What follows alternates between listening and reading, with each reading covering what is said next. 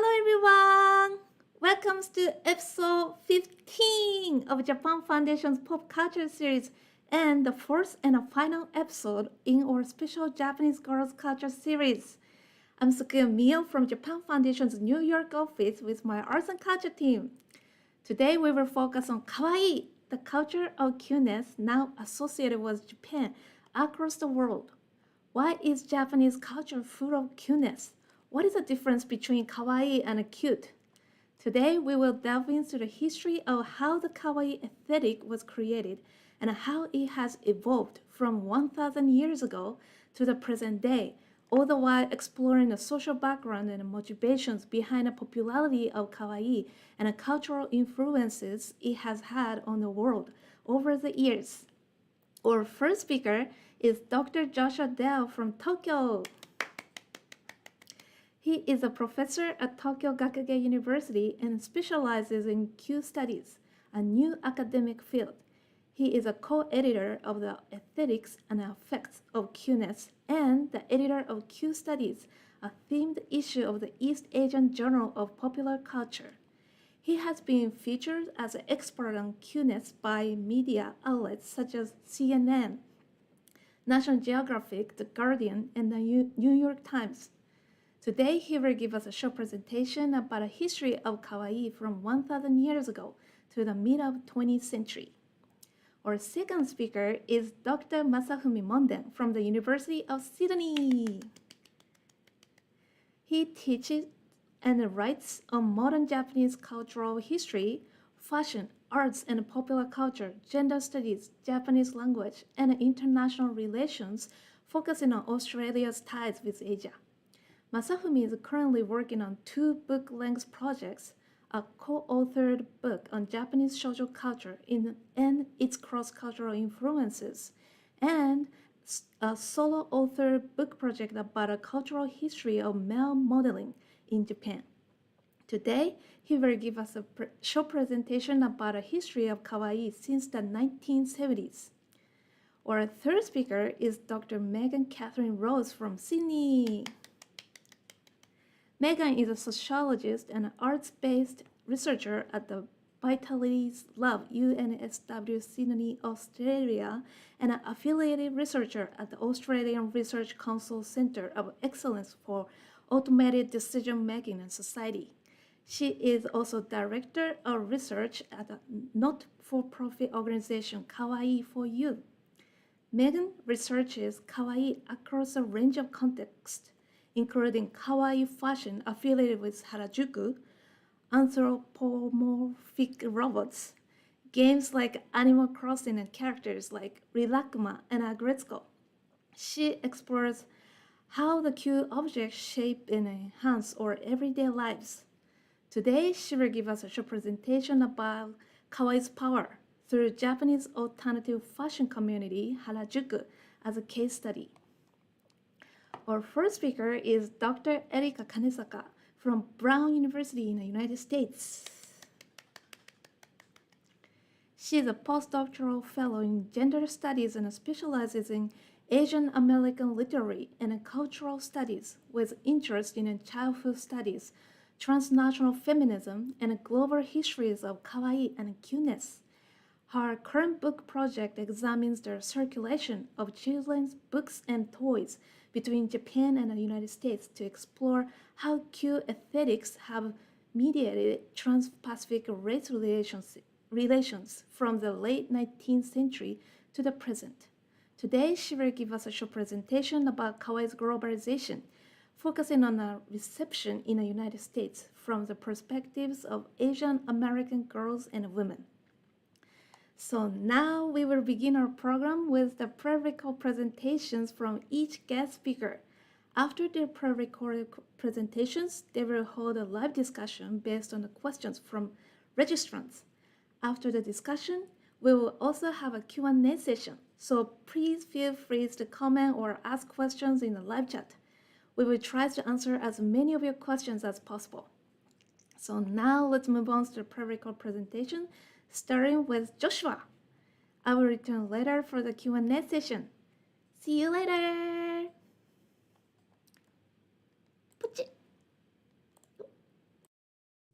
I'd like to begin by thanking the Japan Foundation for sponsoring today's event.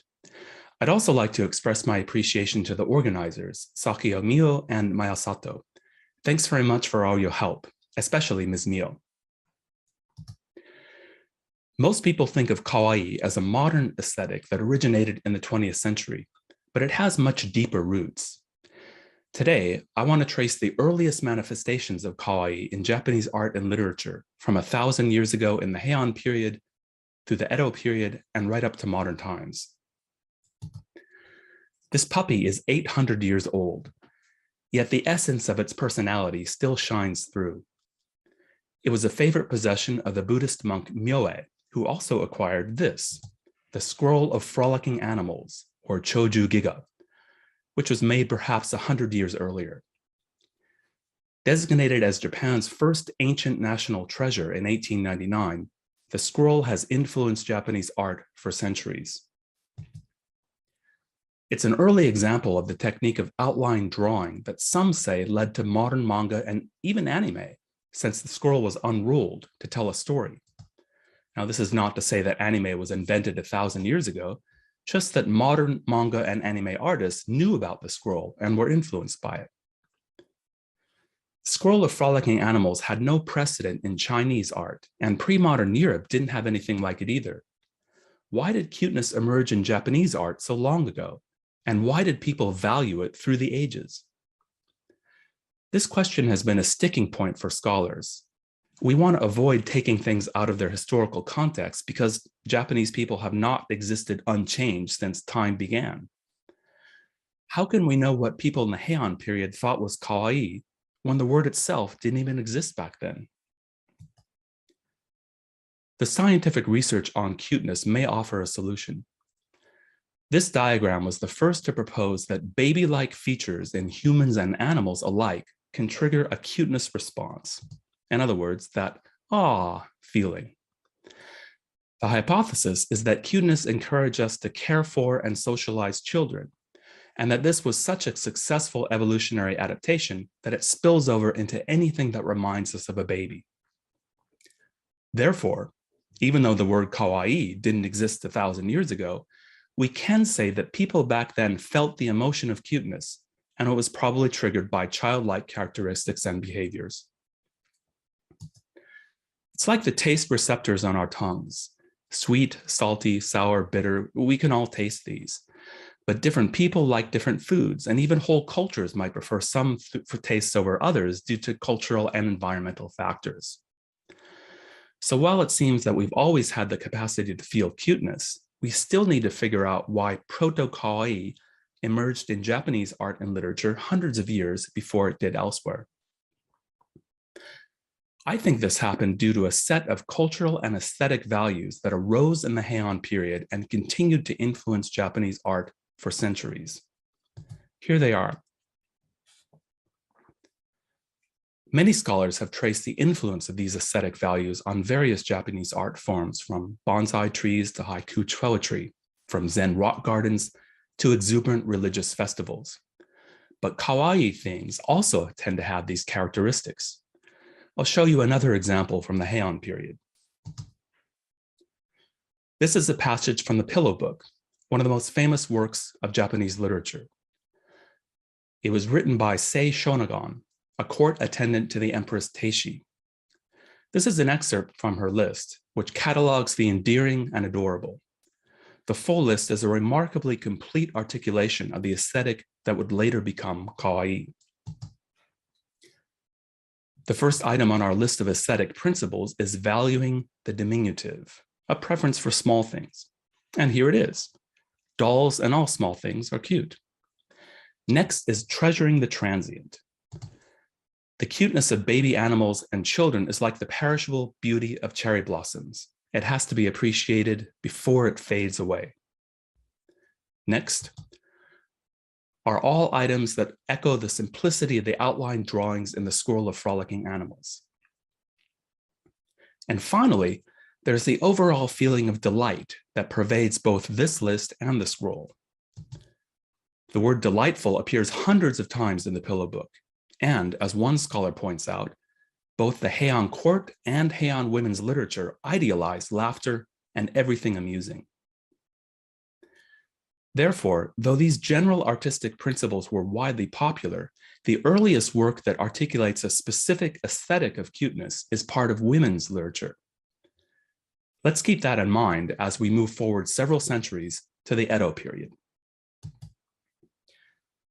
The Edo period is famous for its closed borders policy that restricted contact with the outside world. However, Edo artists did have access to Western artworks.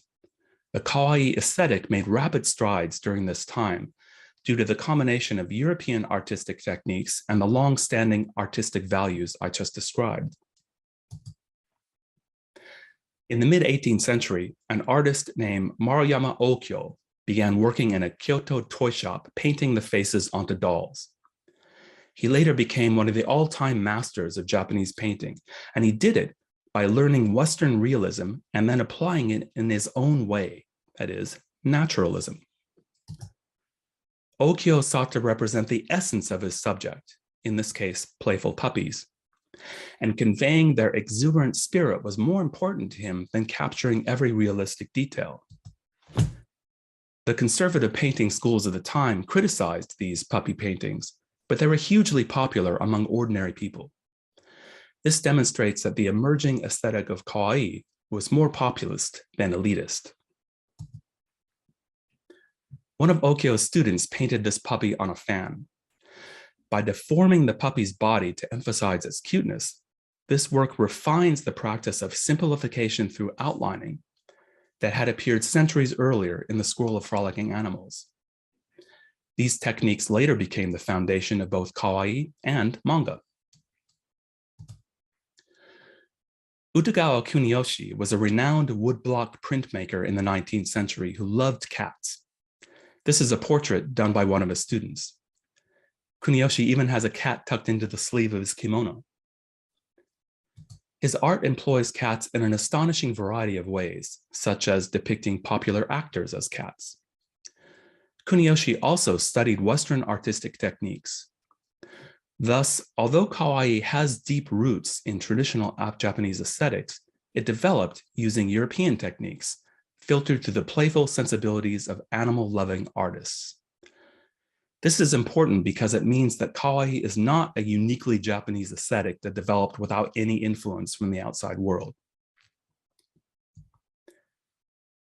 These prints by one of Kuniyoshi's students show that cute cats were often, though not exclusively, associated with women.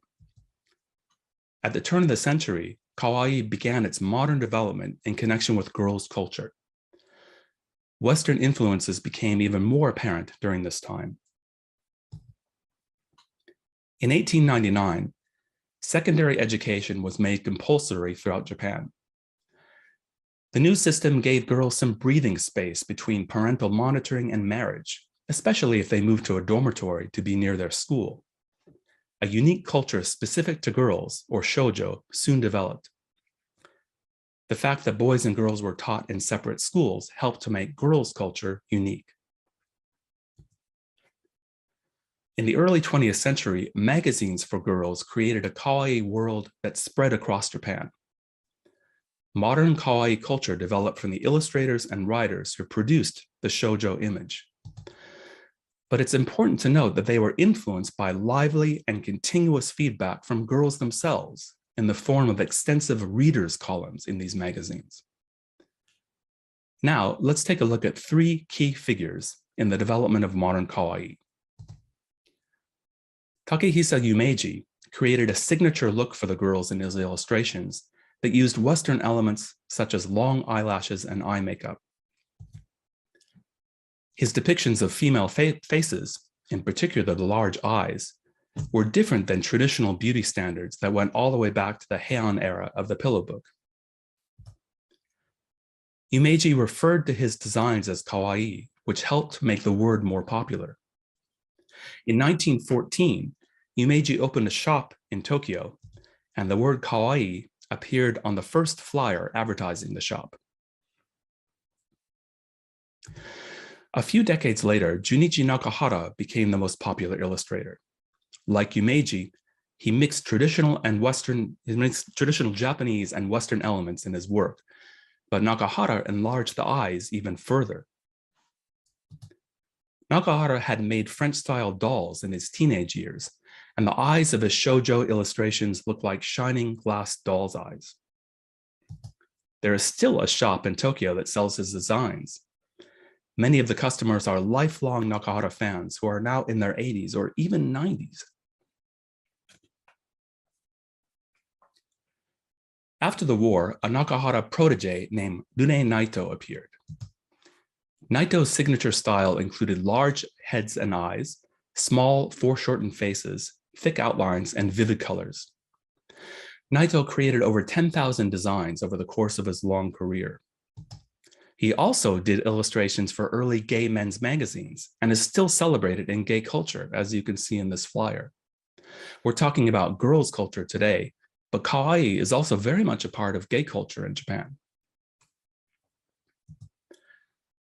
In this presentation, I tried to show that the modern kawaii aesthetic was informed by artistic values that reach far back into the past.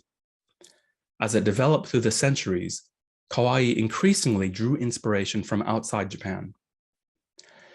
Once it became grounded in girls' culture in the early 20th century, the stage was set for these two aspects to combine.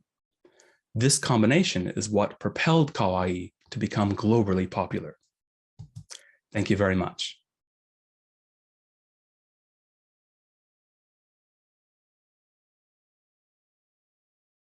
Hello, everyone. As Joshua talked about in his video, the concept of kawaii has a long history, which we are not able to do full justice to in our short videos today. So in this video, I want to focus on the period from 1970s onwards and look at kawaii as a bodily and fashion aesthetic. With the blossoming of youth culture in the 1960s, the presence of youth and figures who physically occupy a liminal or a state between a child and a mature adult increasingly gained visibility in popular culture and fashion. Girl models like Suzuko Asano and Rumi Sakakibara started gracing the covers of shoujo manga magazines like Ribbon in the early 1960s and gained popularity. But even as far back as in the 1960s, not only girls, but young men with a childlike or youthful appearance were referred to as kawaii or kawaii-rashi, as in the case of fashion model and salaryman Kaoru Fuji, who is pictured here.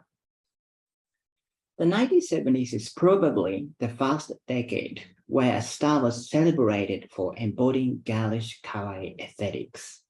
This was also a decade where the prototype of the pop idol that we're so accustomed today were first instilled in mainstream pop culture. Female pop stars like Megumi Asaoka were described as coming out of shoujo manga or girls' comics, and so creating a sense of affinity between kawaii figures in 2 and 3 dimensions, as you can see in this slide. A subgenre in shoujo manga in the mid to late 1970s, known as otomechiku or maiden-esque manga, was especially seen as important in kawaii culture. This began with works by manga artists in Ribbon magazine, such as Yumiko Tabuchi, Eiko Mutsu, and Hideko Tachikake, followed by works of Ribbon and non-Ribbon artists such as Maki Sato, Fusako Kuramochi, and Mako Segawa, among others. Often set in an ordinary everyday world, otomechiku manga are categorized by critics as featuring a shy, ordinary girl protagonist whose intrinsic value is affirmed by her often socially popular love interest with a strong focus on fashion, like preppy or folkloric styles, and cute stationery goods. So it references the growth in fancy goods like Sanrio product in the 1970s and 1980s.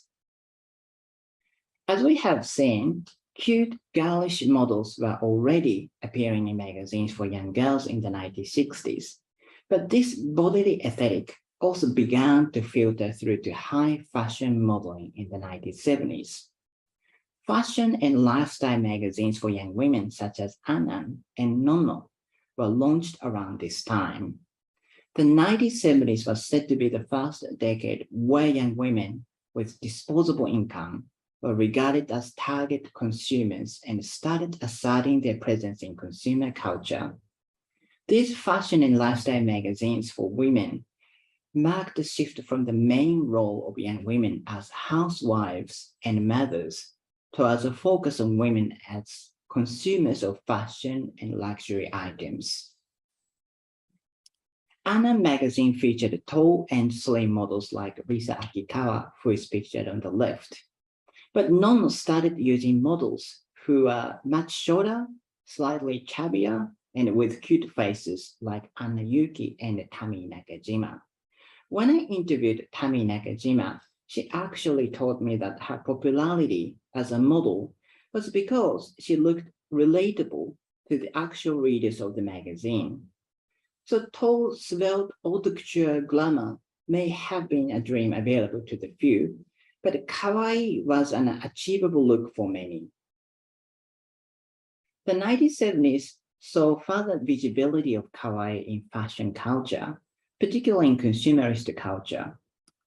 This is evident in the popularity of clothing brands such as Hitomi's Milk, Isao Kaneko's Pink House, and Rei Yanagisa's Charlie Temple, or even young Rei Kakuba of the Comme des Garçons, all of which have produced clothes that are eminently romantic, girlish, and above all, kawaii. The 1970s was also the time when the Sanrio company created Hello Kitty in 1974, in some ways has become the quintessential representation of both Japanese, popular, and kawaii cultures, at least in overseas markets. When the concept of kawaii is applied to the body, it can be divided into two main categories.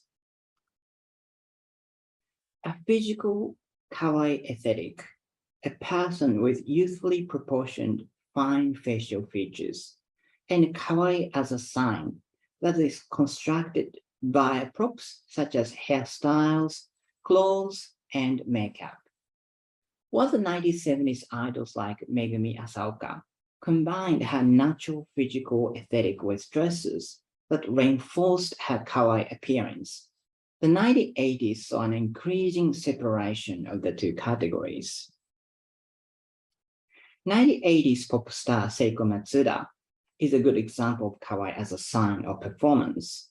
Her facial proportions were not particularly kawaii or fine compared to some of her contemporaries like Akina Nakamori and Kyoko Koizumi, but she performed the concept of kawaii almost to the level of parody with her dresses, hairstyles, and the way she spoke and behaved, especially in her early career.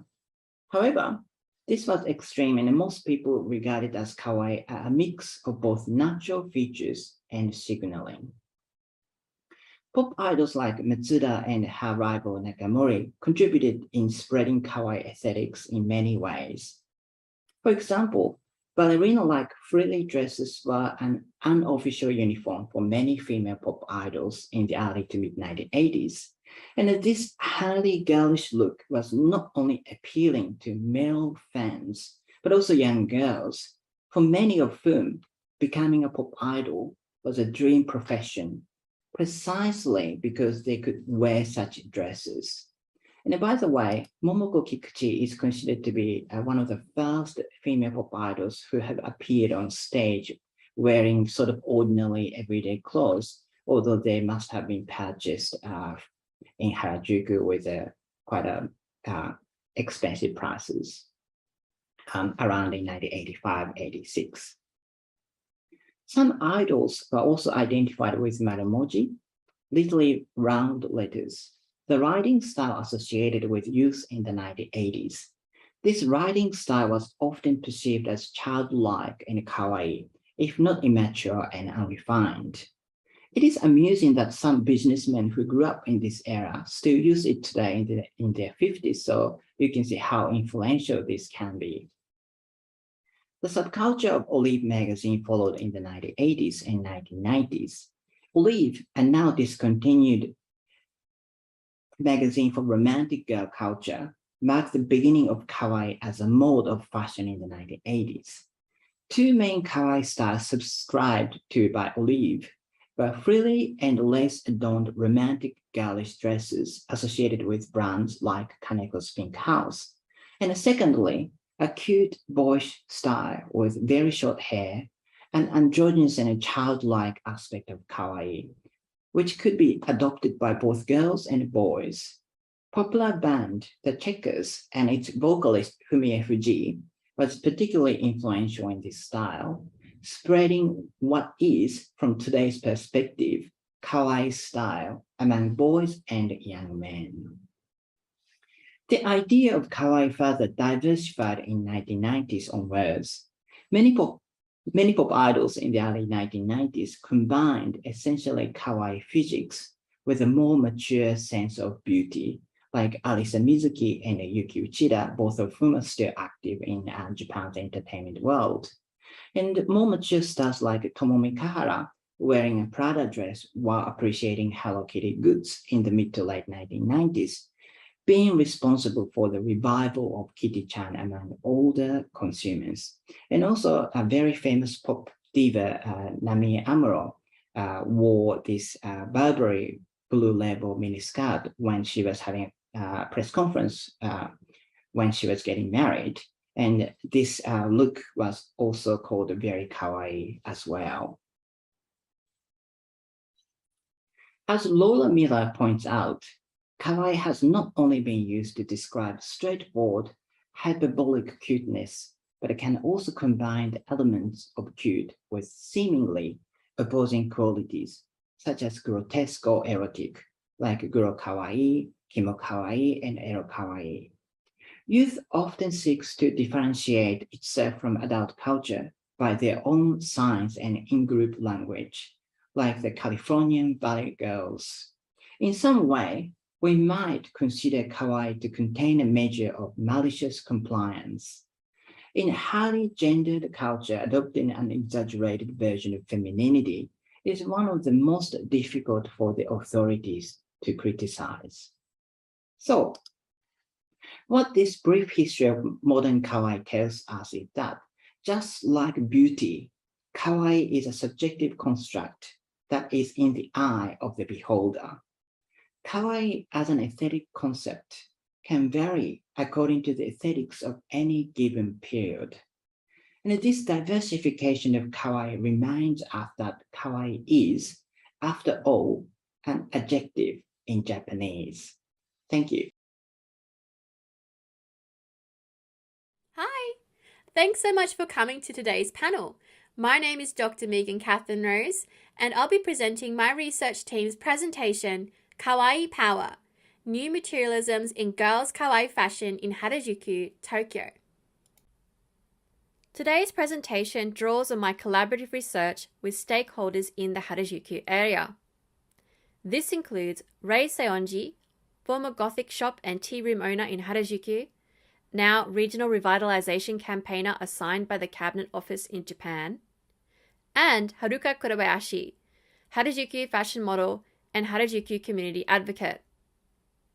Our research follows the principles of participatory action-led design. This means that our research is co-designed by participants as a means of empowering them and giving them a platform to voice their own ideas. This approach is relatively new to studies in popular culture, but has been used for some time in the social sciences. As we are busy at work, working on our book and also forming a not-for-profit organisation, I'll be presenting on my team's behalf today. In contemporary Japan, kawaii is very diverse. Kawaii goods, characters, books, magazines and more punctuate the everyday landscape. It has multifarious meanings for different groups of girls and women. Today, as a case study, we are going to talk about an alternative fashion community in a place called Harajuku. We call this group the Kawaii Fashion Community to capture the diverse ways the group experiments with kawaii aesthetics. Harajuku is a shopping district in Tokyo, near Meiji Shrine. As the roads leading to the shrine developed over time, a process which accelerated after World War II, Western fashion boutiques opened, attracting young people. Since the 1970s, many fashion styles have emerged in the area, gradually moving away from Western imports to a style distinct to Japan. Over the past 10 years, we have seen many kawaii styles in Harajuku, including Lolita fashion, Decora fashion, Fairy Kei, Hime Deco, to name just a few. Some styles last a long time, whereas others come and go in waves. The unique, eclectic, and creative nature of Harajuku fashion has captured the world's imagination. This accelerated as a result of the Cool Japan campaign, which sought to export the image of young people globally as a means of promoting soft power. Harajuku became promoted en masse as a tourist hotspot. Since 2012, we have been doing a longitudinal study of kawaii fashion in Harajuku. We began this study because we felt research did not capture the agency and creativity of practitioners. Often, this community is misunderstood in the news and research. Some have suggested that kawaii fashion is a kind of fetish or age regression, or that these people do not have thoughts or feelings. I am often told at question time that this fashion is infantile. This is a problem, because often it is assumed that girls do not have agency or their own ideas. It is important to let girls speak for themselves and share their interior worlds rather than making assumptions about them. The etymological root of infantile is to be unable to speak. And take it from us, kawaii girls are not only able to speak for themselves, they are also very angry and upset about what is being said about them. So let's not infantilize girls and ask them what they think. What makes kawaii in Harajuku so special is its constant evolution. Yoko Yano, a fashion editor in Tokyo, said that chaos plays a key role in keeping Harajuku fashion so creative. But what creates this chaos? Our research tries to answer this partially through a theory called New Materialism, to explore the motivation of kawaii fashion practitioners. What makes this theory special is that it aims to decentralize humans as rulers of the universe. Rather, it encourages us to recognize the contributions and power of things around us as social actors in their own right. Jane Bennett, in 2009, wrote a book called Vibrant Matter, which considers the power of objects around us to shape our environment. Thing power describes the ability of objects to touch our lives and change our everyday experience. We use the word things in this context to avoid using a subject-object binary. Things can make us feel excited, depressed, and more. They can give us an incredible energy or impose on us with an oppressive energy. Christine Yano, an expert on Hello Kitty, says that kawaii things have the power to transform our mundane, boring worlds into the sensate and the sociable. So, in our research, we consider how the thing power of kawaii motivates people who wear Harajuku fashion. While a lot of research focuses on what kawaii fashion looks like, we learned that the most important thing to practitioners is how it makes them feel. Shining, sensate, and sociable, kawaii glittering objects capture the eye of people in Harajuku. They are on a mission to adorn their bodies with the happiest things that they can find. For example, in defining what kawaii is, practitioners said things like, "It's something that I feel intuitively. It makes my heart flutter. It's like falling in love. It glitters. It is extraordinary things for everyday life." We believe this reflects the thing power of kawaii. Practitioners in Harajuku are very attuned to its affective properties. We also found that everyone had their own personal preference for the things that gave them this experience. That is to say that everybody had their own personal kawaii, attracted to the thing power of very specific things or motifs. The key rule, as one Decora girl told us, is that if someone feels that something is kawaii, then it is. While society says that only pretty things can be kawaii, actually, it can be anything. While hearts and flowers and sparkles are of course popular, people also enjoy robots, comics, messy toys, frogs, and even eggs on toast. American cute characters are also popular, blending both Japanese and American cute. In this way, the gendered aspects of kawaii is being pushed, extended, and fragmented. Kawaii is not just pretty and pink.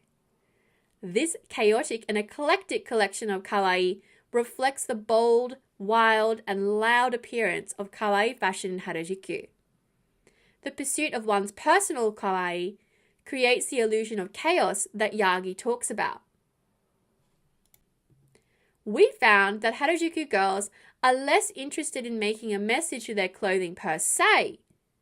Rather, they use clothes to get closer to the things that make them happy. They are first drawn to the thing power of kawaii and then try to deploy this through their fashion making. This is what can make their style difficult for outsiders to comprehend. Practitioners follow different genres, which constitute as strategies to put their outfits together. Some are highly ordered, like Lolita fashion. In this interview example, a Lolita tells us that the petticoat is the most important thing because it has to have the correct silhouette to be Lolita. By applying all these clothing items in the correct order, consistency is created. But a personal thing power is communicated through the motifs used on the fabrics and the colors used. Lolitas always look for the personalization in their choice of motifs such as the stars, perfume bottles, crowns, and shoes running around the skirt of this dress on this slide. In contrast, Decora fashion is wild and chaotic. Thing power is found in the clashing and contrast of colors, accessories, and textures. Together, they create an ocular assault on the eyes. Now that's powerful. As this interview answer says, anything that can be put on their body is a form of decoration, even if it means putting a plush toy on your head or wearing both a skirt and pants at the same time. All around the world, people are moved by the thing power of kawaii. There are almost more people overseas wearing kawaii fashion than people in Japan. There are communities of people in every city, in every country, who meet up and enjoy kawaii fashion together. They import clothing from Japan, start their own brands, their own social media channels, or make their own accessories. People in this group also have their own personal kawaii. People of all gender identities can enjoy kawaii fashion and are drawn to its happy and welcoming energy. Sean describes the effective power of kawaii beautifully. They describe it as a feeling of pure joy and happiness, and that it helped them become kinder to themselves, stronger to stand for others, and see the world for the beauty it has. Globally, people are moved by kawaii in Harajuku, also feeling the shining, sensate, social, and effective power that Yano describes. We have so much more to tell you about kawaii in Harajuku, but for today we have one message.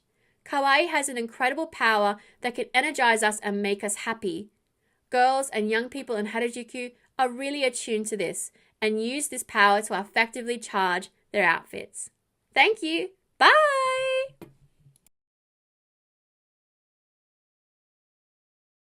Hi everyone, my name is Erika Kanesaka and I'm happy to be here sharing my passion for kawaii culture, which is both academic and personal with all of you. I'm going to be talking now about kawaii's globalization, with a focus on its reception in the United States and the perspectives of Asian American girls and women. While I know that many people, myself included, love kawaii for how it celebrates the pleasures of sweetness and softness, it's also important to remember that kawaii can have a darker side to it. So please know that although I will be sharing some ideas in this presentation that might be challenging or that you might disagree with, My hope is that we can all think together about how to enjoy Kawaii culture in ways that are kind-hearted and politically sensitive. To start with my own position in all of this, I am a multiracial Asian American woman with a Japanese-born mother and a white American father. Growing up in California in the 1990s, I loved Kawaii character goods and fashion items, which served as points of connection to my Japanese heritage and as expressions of the Asian American identity. I loved Sailor Moon and Nika-chan dolls, but most of all, I loved Hello Kitty, the iconic white cat created by Sanrio in the 1970s. Back then in the 90s, even in a place like the San Francisco Bay Area, which had some of the first Sanrio stores to open outside of Japan, Kawaii treasures were not always so easy to come by. In this pre-internet era, Harmonyland, a Sanrio theme park near my mother's hometown of Oita in Kyushu, held mythical status in my mind, and I received the Hello Kitty t-shirt I'm wearing in the photograph at right as a hand-me-down from a Japanese friend. To me, Kawaii felt like something private and special, shared mostly among Japanese and Asian American girls. Cheap and little, Kawaii trinkets were what our parents could afford and what we could easily carry home with us on trips across the Pacific. In trading our treasures with each other, we built friendships based on our shared experiences, vulnerabilities, and dreams of a gentler world. Sanrio's motto, "Small gift, big smile," captures this sentiment, the power of tiny, adorable objects in sparking positive social bonds. These items brought us closer together, even when the white kids at school taunted us for our fondness for stationery featuring so-called broken English, or for the supposed childlikeness of dangling kawaii keychains from our backpacks. Today, as a scholar of Asian American studies specializing in childhood and cuteness, I understand better how these memories are situated in complex political histories, reflecting not only legacies of American racism, but the trans-Pacific flows of people, goods, and power between Japan and the United States. Going back as far from the late 19th to the early 20th century, American culture has viewed Japan, together with Asia more broadly, in part through the consumption of so-called Oriental commodities, through teapots, fans, and tchotchkes thought to carry an exotic allure.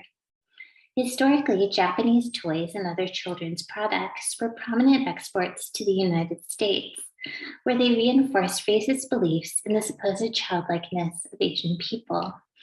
In the American imagination, Japan represented a paradise for children, as well as a paradise for toys. Importantly, these notions of Japanese cuteness were not confined to the realms of fantasy, but also had a significant impact on US-Japan relations and the treatment of Asian American girls and women.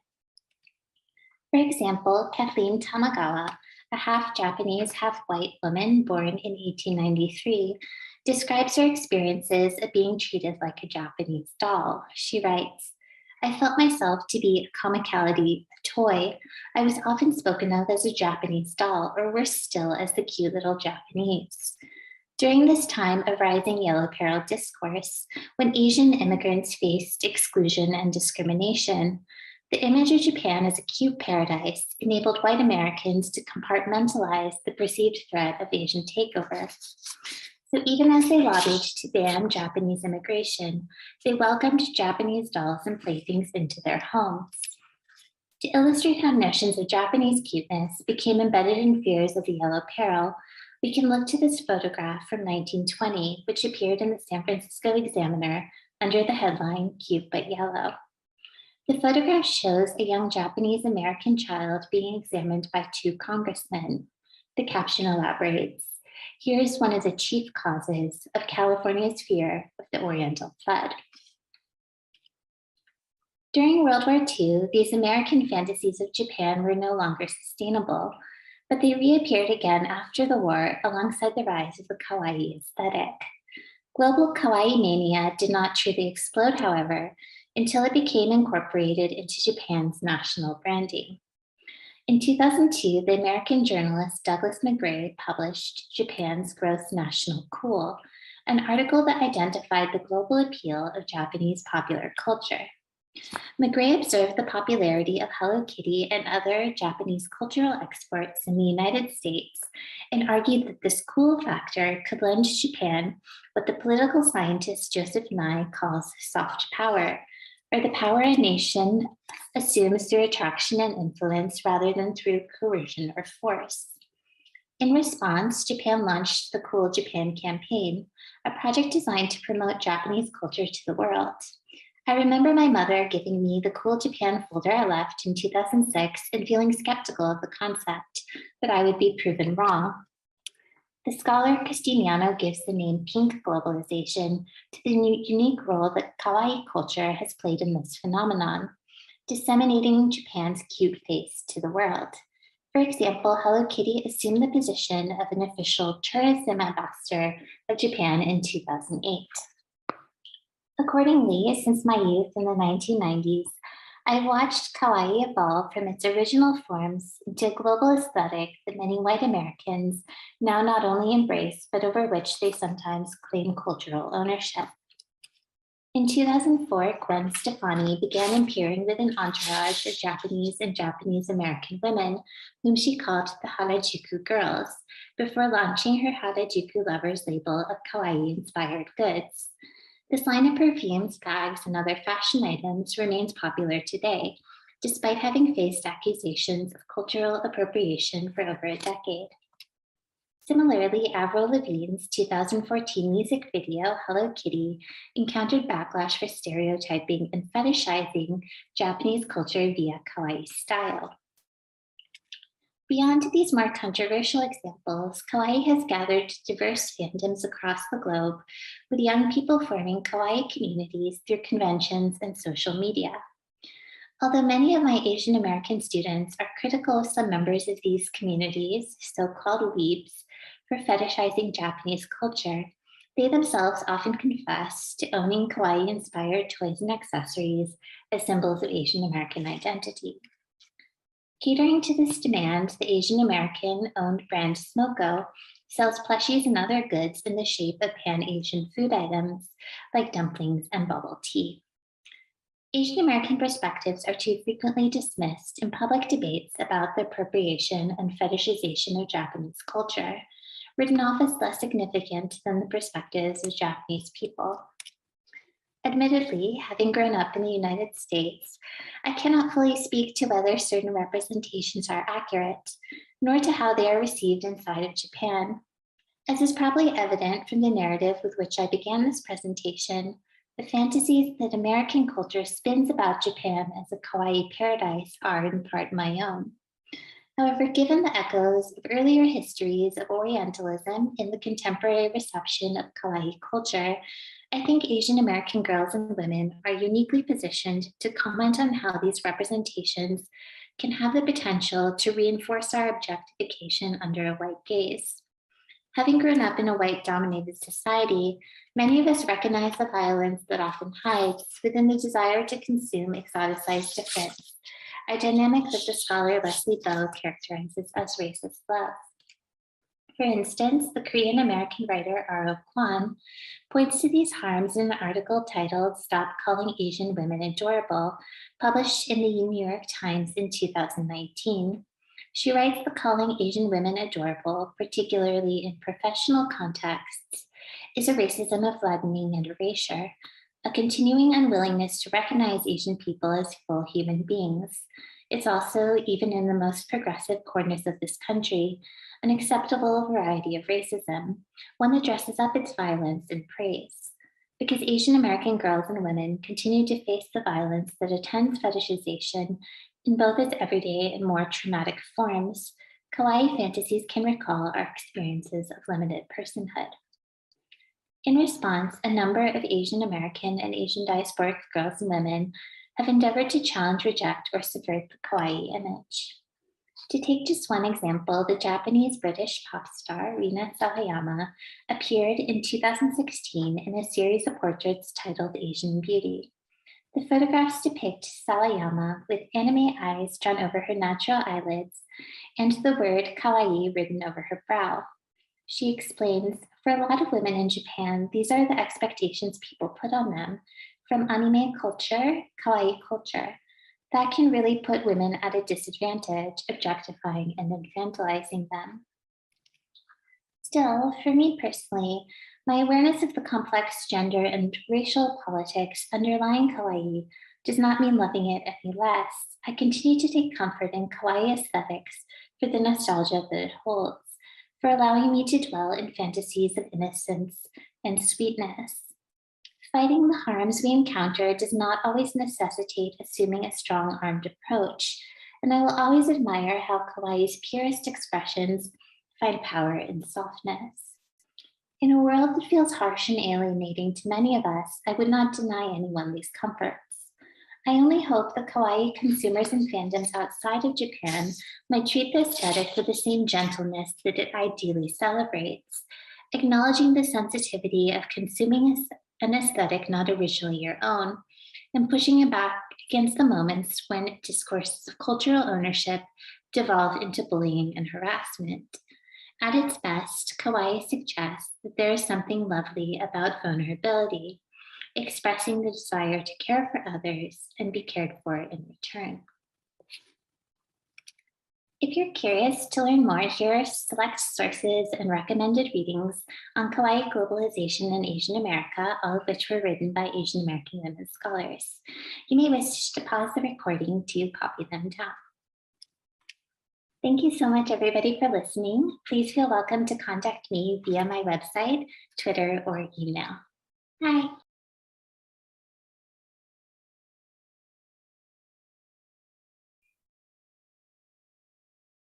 Well, thanks very much for listening to our presentations, everybody.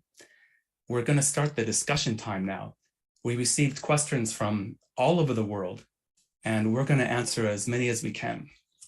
So let's start with a question that I really like. It's from Sidoarjo, Indonesia. And the question is, why does cuteness matter in the first place? And I'd like to take the first stab at answering this. When people ask me this, I often give the answer that cuteness is a multi-billion-dollar industry across the world. I mean, Pokemon, Hello Kitty, Mickey Mouse, Winnie the Pooh. These are some of the highest grossing media franchises of all time. And yet nobody really pays attention to it or looks at it closely.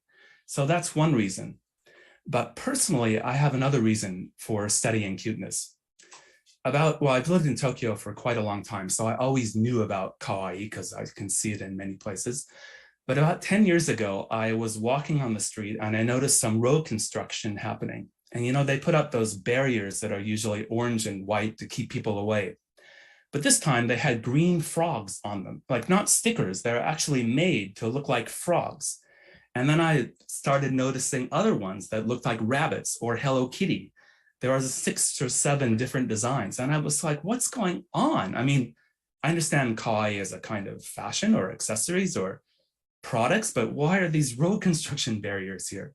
So that's what got me interested in studying kawaii and also cuteness in other countries. And when I started to do that, I realized that the topic was much deeper and more interesting than I thought. And I never looked back. I'm still studying it today. But I'd like to know what other people think about this. So let's see. Erica, can you tell us what you think? Why does cuteness matter? So I definitely agree with you in that I think cuteness is fascinating because it crosses over so many different domains of our everyday life in ways that are often small and easy to ignore, but that actually have paradoxically a lot of power to them. And so something that, even just something as simple as a stuffed animal can mean a lot to a person and help them, get through each day of their lives. So I think that cuteness matters because it helps us think not just about the everyday, but also how we treat things that are small and that are vulnerable, both in ways that can be aggressive and harmful, but then also in ways that can be tender and loving. Thank you. And Meg, how about you? Well, I became really interested in kawaii culture as someone who enjoys it myself. I've been wearing Lolita fashion now for about 12 years or a little bit earlier. And, prior to this point, I've always been interested in kawaii aesthetics and design. And I agree with what everybody is saying so far. Absolutely. I think Kawaii is a powerful force, and I think it's something we haven't paid much attention to date. And specifically, I'm really interested in why Kawaii makes us happy, because I think in the world there are many things that are happening around us that are absolutely terrible. And I think we should also try and look for the things that maybe go right, rather than also the things that perhaps aren't the best, to try and, find ways forward. Of course, like all things, Kawaii, can have its own problems. And I look into my research around a range of things, from like the use of Kawaii design in robotics to see if people might be more accepting of a robot, but also the role of Animal Crossing during COVID-19 and how it really contributed to people's lives where they were in lockdown and they were unable to leave the house, and they were able to connect with each other and sort of play in this very cute landscape. So I think, Kawaii matters because it is matter. It's everywhere. It's all around us, shaping and moving our lives. Thank you. Masafumi, what do you think? If I may add, because everyone's talking about already what I thought about as well. So if I may add, in the international context, appreciating cuteness may offer an alternative to societies where a sense of maturity is sort of valued more, especially for those who are like older than the age of adolescence. So places like in the US and in Australia, I think. So this can increase people's choices, and that is the importance of Kawaii, I believe. Thank you very much. Okay, let's go on to the second question. This is from Queens, New York.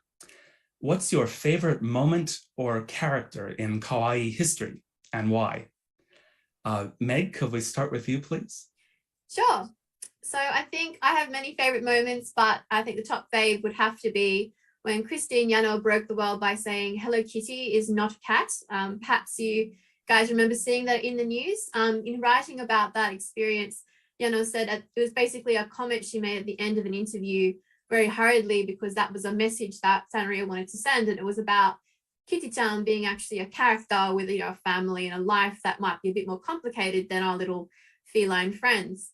But what I love about it is how it absolutely broke the world in a period of 24 hours. I think, all around us, like ley lines, like Kawaii Matters everywhere. And when we find the right self-destruct button, we can just blow up the whole world. People were losing their minds with this idea that Kitty-chan's not a cat. And it got everybody talking about what the character means as a kind of sign or signifier in our society. And I just loved it. I love it when cuteness sort of just sends everybody crazy just for one moment, and then everything goes back to normal again. Yes, like Baby Yoda. Yes. Masafumi, what's your favorite moment or character in Kawaii history? That's a very good question, I guess. I think I would say the 1980s pop culture, like pop idols and stationery goods, which are full of like kawaii in Japan. So these are sort of like formed my idea of kawaii. So I would say the 1980s to 1990s Japanese pop culture, particularly pop idols and like fancy goods, also called like stationery goods.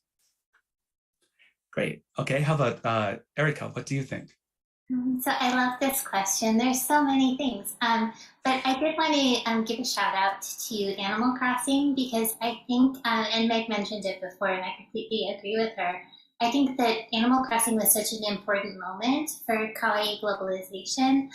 It was really just fascinating and very moving to see the way people were connecting through the game, how important Kawaii became to people surviving something that was very difficult. And I think that it's forever going to shift the way people around the world relate to each other through Kawaii culture in ways that are not just about exchanging items and goods, fashion and so forth, but also in digital ways. So, and I loved the game, and it completely made me rethink some of the ways I've been thinking about Kawaii, because my research, as I said in my presentation, I love Kawaii, but I also really want to think about it critically because of the ways I'm aware that it participates in my own objectification. But playing the game helped me remember that love again and really forced me to rethink the kind of ambivalence I feel about it. Well, for my answer to this question, I'm going to go back 1,000 years into the past, because my favorite moment in kawaii history is the Pillow Book by Sei Shonagon, and that one brief list of cute things that she includes in it. You know, I've talked about kawaii or cuteness being a kind of part of human biology. So as far as we know, everyone is capable of feeling it. So the question then is, why hasn't it shown up in the fine arts in cultures throughout history? Like, why at that particular time? And I think it's just amazing that 1,000 years ago, this woman who was a court attendant to the empress sat down and wrote a list of things that is a remarkably developed aesthetic that would later become kawaii. Like, it sets out all the different categories and shows us what in the future will become the kawaii aesthetic that we're talking about today. Okay, let's go on to the next question from Azcapotzalco, Mexico. What are the intersections between the concept of moe, high school girl culture like joshikosei, and its impact on kawaii culture? So Masafumi, could you go first this time? Thank you, Joshua. I guess they don't necessarily intersect with one another. I might be wrong, but one shared characteristic between moe, which I believe is less used today in Japan at least, and high school girls culture is they may both appreciate something that can be described as kawaii, but they are largely different kinds of kawaii, I guess. So for example, moe was what sort of like objectified a certain type of girlish or female figures, whereas like a girls' culture, and especially if we refer to the 1990s to 2000 girl culture in Japan, kawaii aspect was sort of more like a created, appreciated, and then modified with the agency of the girls themselves. And of course, these like high school girls culture then sort of like objectified and commodified by particularly the middle-aged men, but that's another story. So the figure of high school girls objectified through the concept of moe and those appreciated within girls or girl culture can be quite different. And that's my understanding or idea. Okay, and actually I'm going to put myself next because I realized that I didn't give a definition of moe, and maybe not everyone's familiar with it. So moe is a term that came from, otaku culture, so diehard fans of manga and anime. And I think of it as meaning like cuteness overload, like when you just become overwhelmed by cuteness. And so it became an aesthetic that in large manga, anime, game culture to make like super cute characters that would give people that response. So it is, as Masafumi said, quite different from high school girl culture because those are real people and not characters. Okay, so let's go on. I'll stop there. So let's go on to Erica. Can you tell us what you think? So I really appreciate hearing the perspectives from Japan, and I think they're really important for people who are appreciating kawaii culture from outside of Japan to keep in mind, because I think the image that exists, at least in the US, and most of my research is from the US-based perspective. Obviously, kawaii is global and affects so many different people differently all over the world, and that's fascinating, but unfortunately I can't speak to it responsibly as much as I would like to. But in the US, I think that the kind of moe image, which can be very fetishized and kind of sexualizing characters who are seen as embodying these different kinds of kawaii traits, that tends to be a very dominant image of kawaii in the United States. And I think it's important to think about that and what that means and the different effects it can have on both girls in Japan and girls and women in Japan who are subject to sexual violence, as well as Asian women and girls outside of Japan in places like the US. And I think that this kind of sexualized idea that goes along with moe and also with the kind of joshi kosei kind of adult industry, it is problematic in how people from the US tend to think of it, because on the one hand, I see certain people in Lolita communities and so forth saying that no, kawaii is not at all sexual, and I think it actually can be sexual. And to say that it's never sexual is disregarding the kinds of harms it can do, but also the ways people can take sexual pleasure in it. And then on the other hand, I don't think it's all sexual, and I think that that image in the US is also problematic in its own ways. Thank you for making those important points. And let's turn to Meg now. Thank you so much, guys. And I just want to say I support Erica in that, we really should be thinking carefully about these different aesthetic categories and what they mean and the different contexts between Japan and the US in particular. It sounds to me like there's varying degrees of cultural literacy and also like translation and transference between countries, which we really need to think about. I think one of the key tools that I give my students and people who ask me this question is, ideas of respect, intent, audience, and consent. So if we think about this question, what it's asking in terms of intersections, is that intersection really the girl's body or woman's body?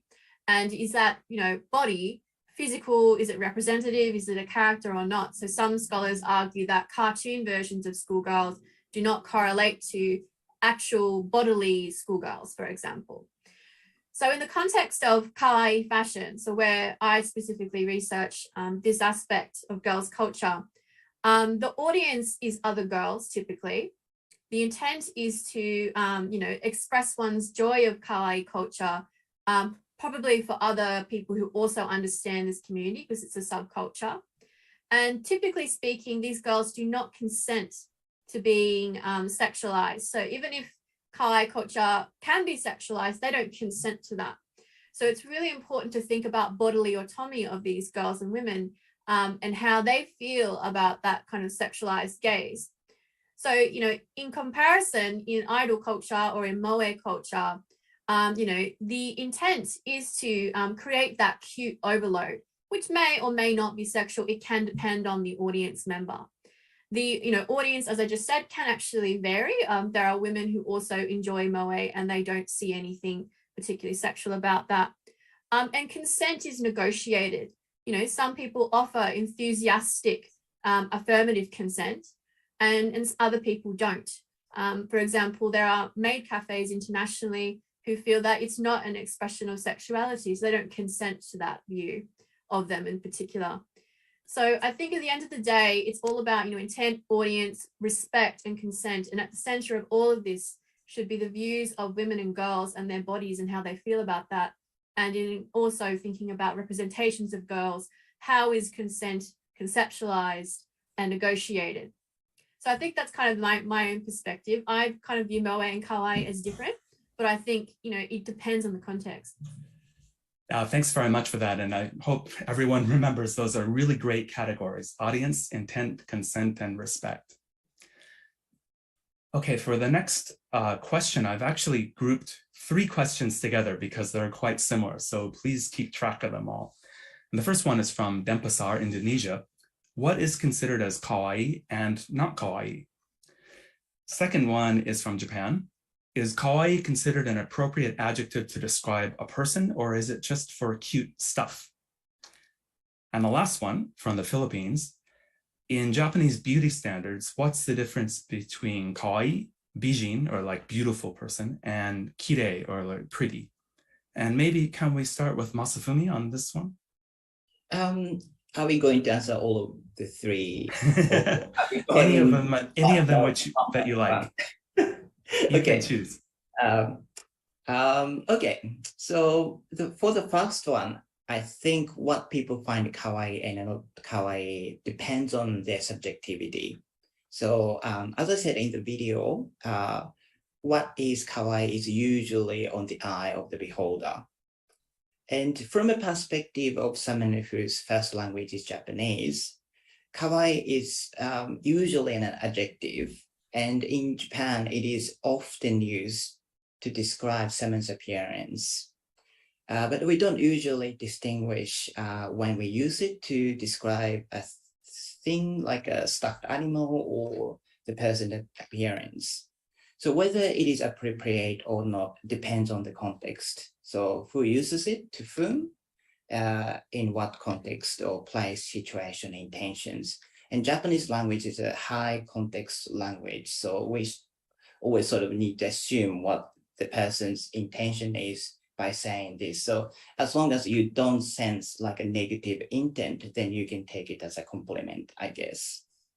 And for the third question, what is the difference between kawaii, bijin, and kirei? It's a sort of like a really interesting one because each has sort of like a clear definition of what it is, as Joshua explained, but also in our everyday lives, it is often used interchangeably. So, and as I discussed in the video, sample vitals, for example, they, from like a clear standard, they are more like being described as bijin, beautiful, or kirei, beautiful. But when they are like a teenagers or like in their early 20s, they often get described as kawaii,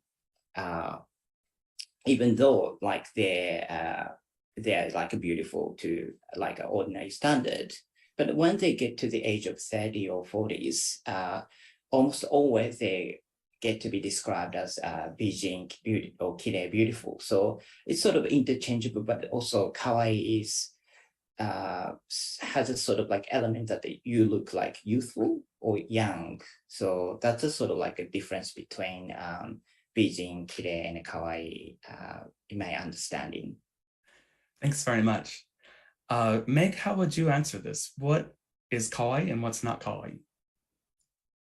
Well, I think it comes down to, subjective views and personal preferences in the communities that I work with. So across Animal Crossing, kawaii fashion and more. Kawaii tends to be anything that is kind of joyful, playful, delightful, happy. Doesn't matter what age you are, you can be kawaii. Anyone can be kawaii. And also anything that's not kawaii is things that have nasty intent, unkind, hateful. So that's kind of the meaning that's attached to kawaii for these specific groups. And as for like, when is it okay to call someone kawaii? I think it's fine so long as it's, something that's wanted. So someone in the chat asked about negotiated consent. Yep, that's basically what I mean. So, that person has to be okay with being called kawaii. And you're not trying to say it in a way that's trying to orientalize them, infantilize them, or like, talk down to someone. I think that's typically when it's fine. Okay, thank you. And Erica, what do you think? So I agree with everything that's been said. I would just add that I think, so something that matters to me about kawaii is that it's both an aesthetic category and an affective category.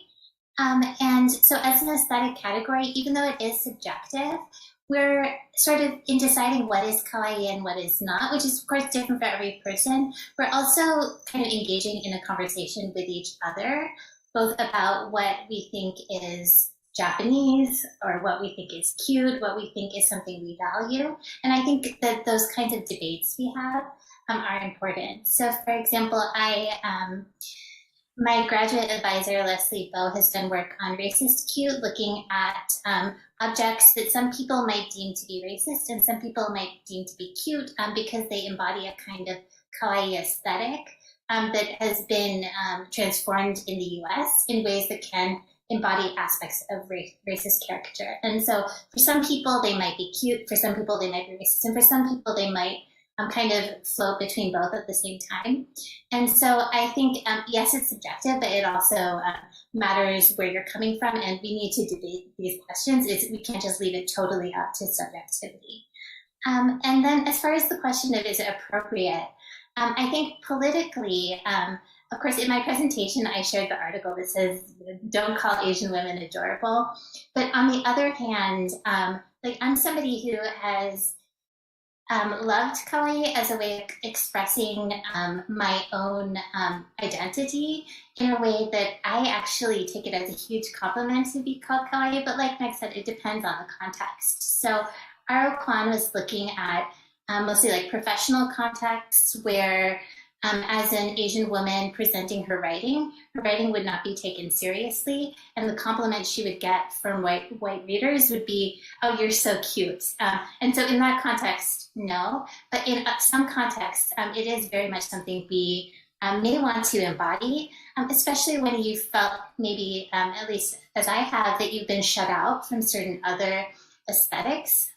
So for me, to be kawaii is to be, to kind of claim my Japanese-ness, especially when I grew up not feeling like I could be beautiful from Western perspectives.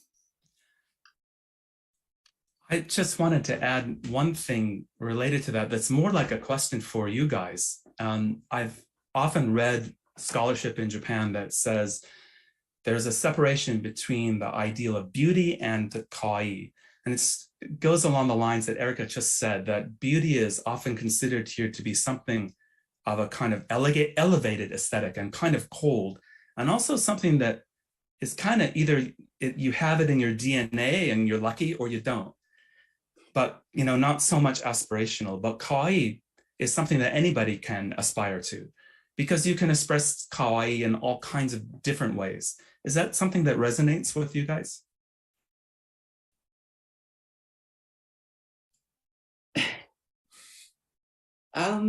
I sort of like really agree with what Erica was saying. Like beauty is something that a little bit like more in distance, whereas like kawaii is more sort of like a personal or familiar. So going back to what I said earlier, the same thing can be described as kirei or beautiful and kawaii, particularly if you're referring to someone's appearance. And particularly if you are talking within like a group of friends and saying, oh, she's beautiful, she's good looking, then they usually use the word kawaii because like it sort of creates a sense of intimacy and like referring to someone who's familiar. But if you use like a kirei, it sort of creates a bit of like a distance as well. That's what I felt. Thank you. Erica or Meg, do you have anything to add? Oh, you're on mute. Adam's on mute. You want to go first? Go ahead. No, you go. Okay, so what I was just going to say in response to Masafumi is I do think kawaii is, to me, is so much about sociability. And so I didn't explain why it's important that it's also an affect.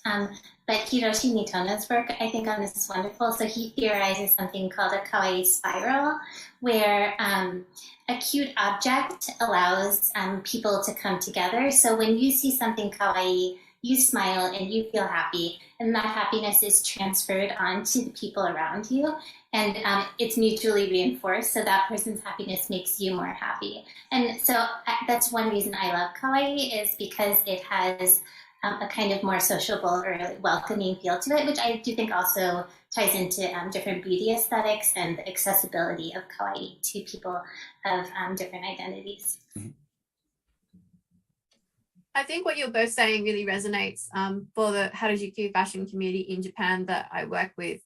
Many of them feel that kirei is kind of an unattainable ideal, and that kawaii is about kind of appearance, sociability, outlook as well. And it is very, very intimately social as well. Like the way you treat each other and the way that you look after your friends, I think is like a high kawaii ideal. And it is more in a way about being closer than sort of being pushed away. So I think that definitely resonates in my case. Great, thank you very much. Okay, let's go on to the next question. And this is from Tokyo. What's the difference between kawaii in Japan and cute in the West? And Meg, if you could keep going, maybe we'll start with you. Be careful what you wish for, I won't stop. I think that, in the case of cute versus kawaii, this is actually quite difficult, I feel, because the explanation that I receive from other people is that kawaii means Hello Kitty. It means a very specific girlish aesthetic, whereas cute means puppies, babies and that sort of thing. But actually, in Japanese, kawaii is used for those same things as well. So I think thinking about what they have in common sort of is that helpful first tool. So they both talk about kind of softness, kindness, playfulness, sometimes things that make us want to care for them or make us care for each other, as the Kawaii Spiral theory suggests. And then I think that what makes it different is that sometimes kawaii is kind of more articulated through language and categories compared to cute. And then also I find, particularly in Australia, and I probably also in America also, that cuteness is kind of devalued is not quite the right word, but kind of relegated to babies and children only, and not specifically for people who might enjoy an aesthetic of an older category. You know, in a way, I think a lot of the theory that talks about cute studies internationally talks about cuteness as this kind of demeaning, hobbling, constrictive thing that we do to things. And I don't think that's necessarily the case. It is a possibility. Yeah, so that's kind of the differences for me.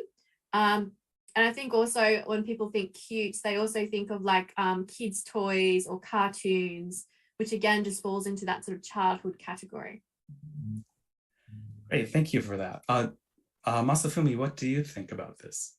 That's a very difficult question, I guess. A very good question.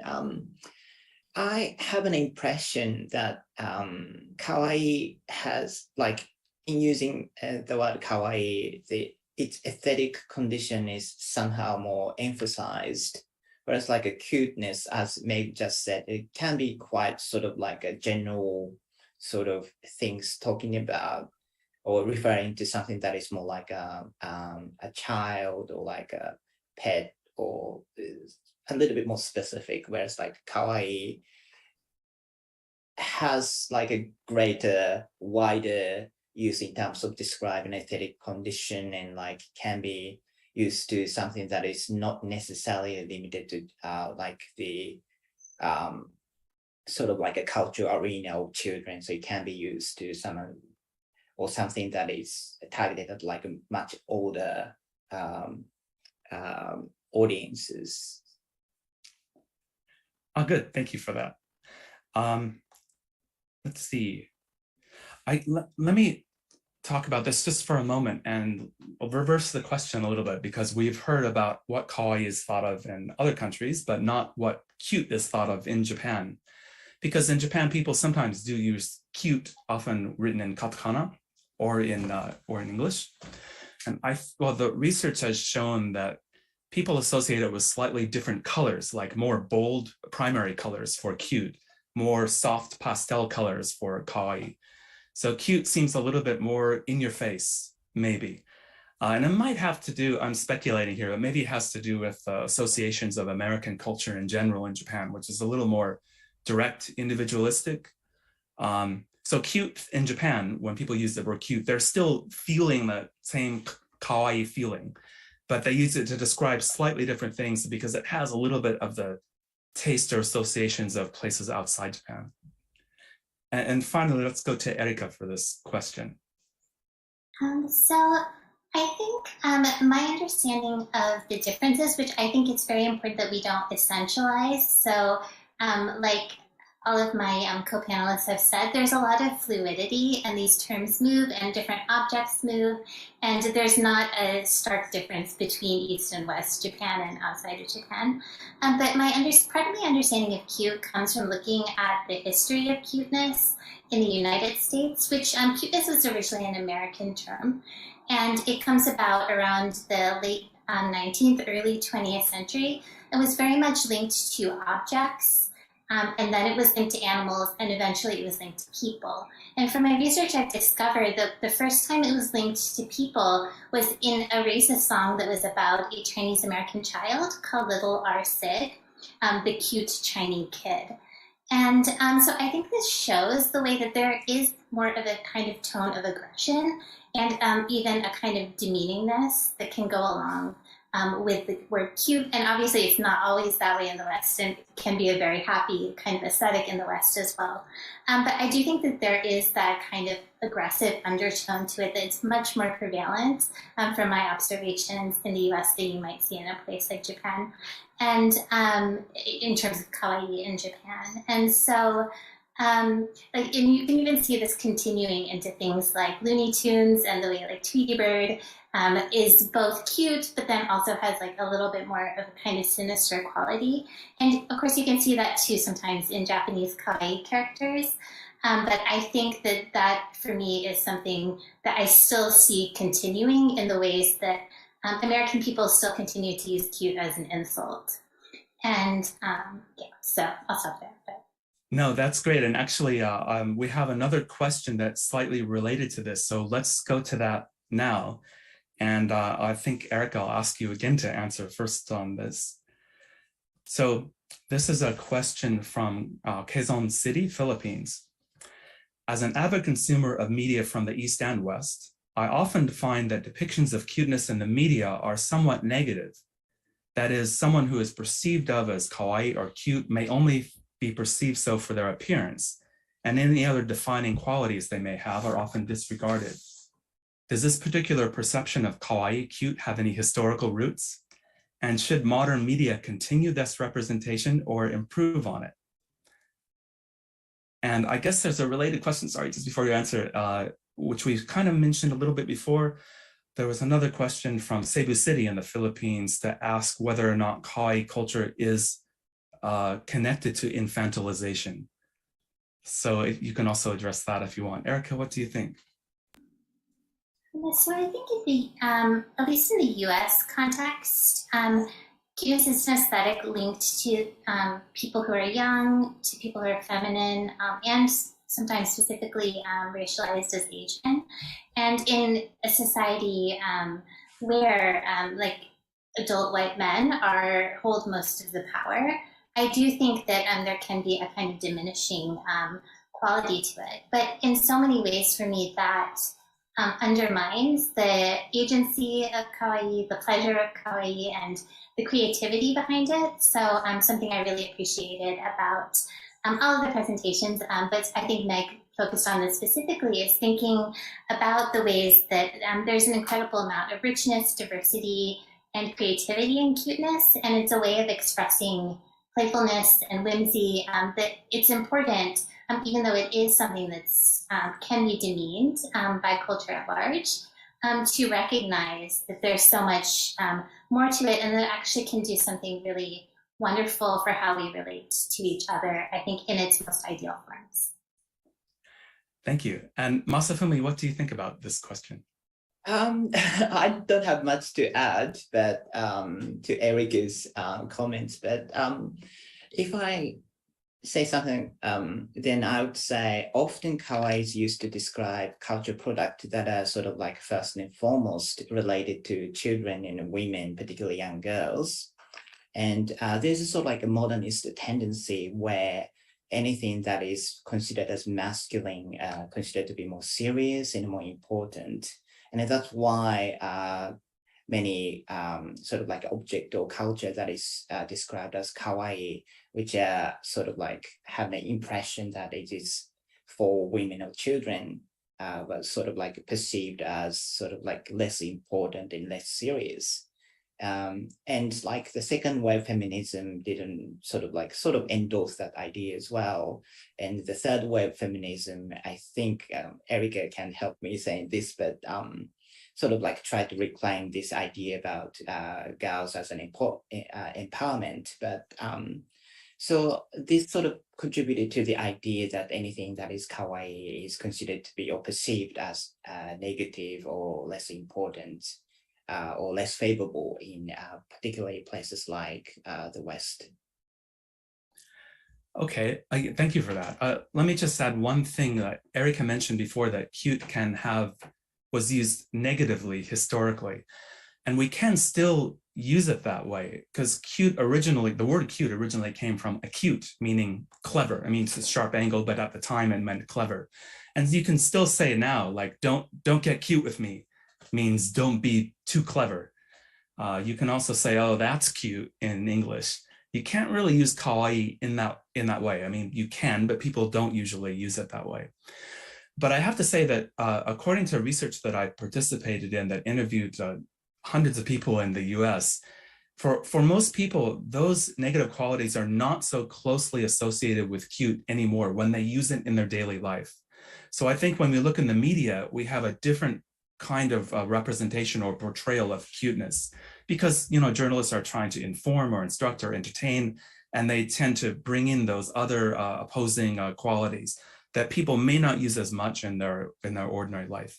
But I'd like to go to Meg here to close out this question.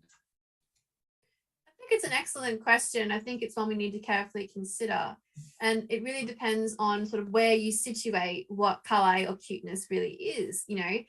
As Masafumi's mentioned, it's typically can be linked to children, girls, animals, things in society which currently don't have a lot of power or bodily autonomy. And I think that it's really important to listen to the voices of those people and not infantilize them. So as my presentation was suggesting, I think we actually infantilize the people we are concerned about being infantilized by speaking over them and not giving them a chance to speak. And I think, what Erica is saying also is highly important and really important to consider. It's like, you've got to be really careful when you use cute and who you use it to, and the history behind that when you say it. There's no one meaning to this kind of word or concept, and it kind of shifts and moves. And I think also, this idea of the infantile is embedded in this social construct where, things that are, childish, inverted commas, are useless, whereas adult things are useful, really reinforces this idea of work culture. So, people all around the world enjoy wonderfully playful hobbies, Lego making, board games, and all of them probably would be very cross if you said you're being a bit infantile playing with this stuff. So, they have adult responsibilities too. A lot of people that I interviewed in Harajiku with Rei and Kurabashi were very cross when we told them some of the stuff that was being said in English about them, because they're like, I have a job. I do all this other stuff. I look after my family, and you're telling me I'm a child because I like the color pink. That's a little bit. So, I think that's part of it. And I think also thinking in terms of historical research, I think there's been a strong emphasis on cuteness globally, kind of being a sign of powerlessness exercised by little animals and children, like the kind of schema we were talking about earlier, and not looking at the other dimensions of it as well. So I think, it's really important to think carefully about the words that we use and what's the meaning behind them. Cuteness can be wonderful. I also get sometimes called cute in a patronizing way. It's not great. So I think let's all just be kinder to each other. Thank you. Okay, let's go on to another question I think is really important. There are two of these together, so I'll read them both before we answer. The first one is from San Fernando City in the Philippines. Other people construe non-Japanese showing appreciation of kawaii culture as cultural appropriation. How can this belief be dispelled? And a somewhat related question from Mexico. Is it limited to Japan, or have other countries adopted the same aesthetic and call it kawaii too? So can we start with Erica for these questions?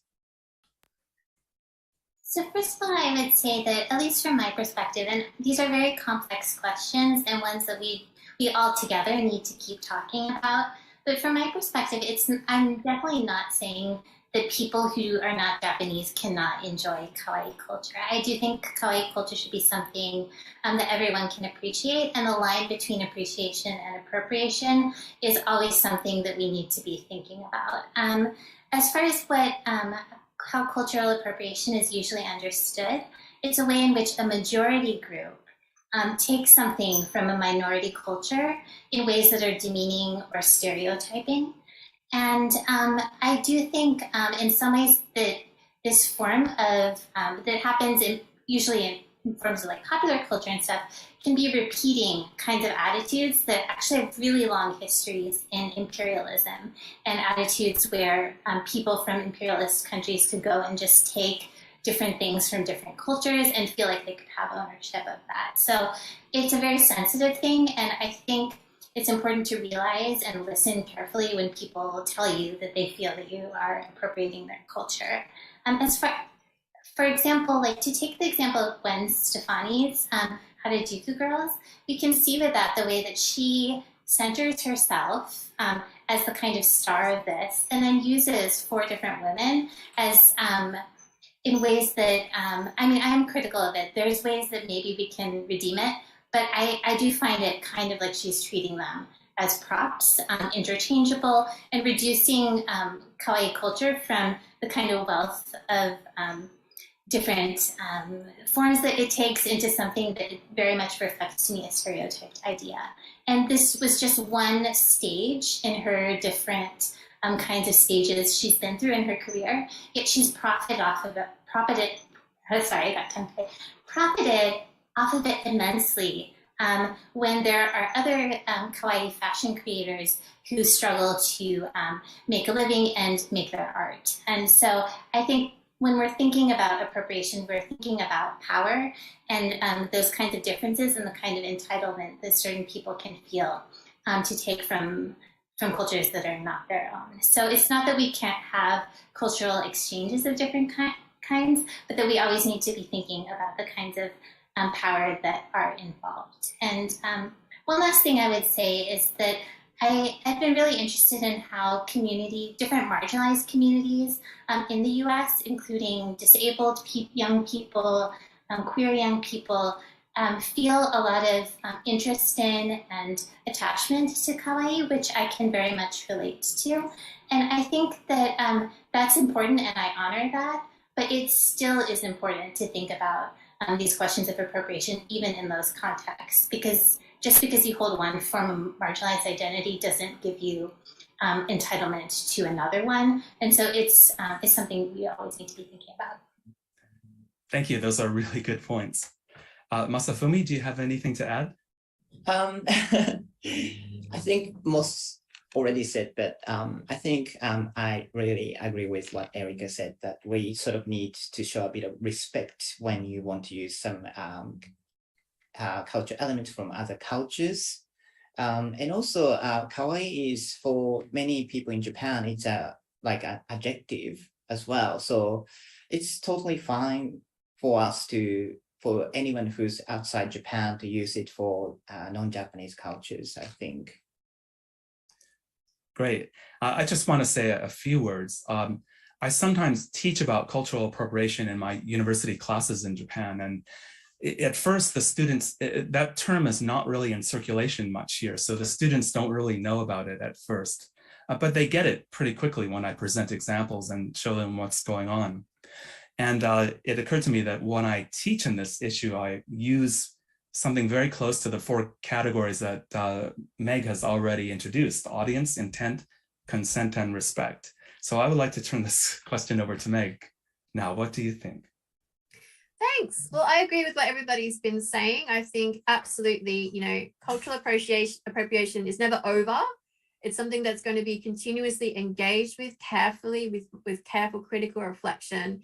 And what's okay was okay 10 years ago may not be okay today. It's going to keep changing. 10 years in the future, there could be stuff that we do now, and then we feel, oh, actually that was a little bit inappropriate, and continually review this. And I think that's, another important aspect of consent. This became the consent session today. It's negotiated. It can change at any time, so I think that's an important thing to consider. What I'd like to really speak to is like how to be a good ally in this kind of space, because what I've observed is a kind of opposite effect where suddenly people become the cultural appropriation police and start policing people on social media platforms, not just in the context of kawaii culture, but also any kind of East Asian identity. For example, one of my artist friends, Bae Bad Girl, got criticized for acting Chinese, inverted commas, when she actually is Chinese Australian, but people made assumptions based on her appearance that she didn't have that background. So that's in one case where we actually can hurt the groups that we're very concerned about.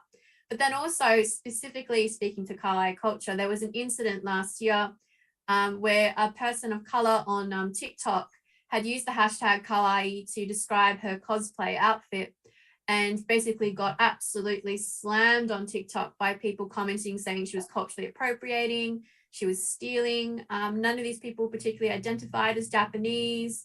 They were just basically going for her and got her bullied off the TikTok platform, banned completely. And so, this sort of policing tends to happen to other minority groups more so than white girls like myself who enjoy kawaii culture respectfully and with continuous consultation and consent.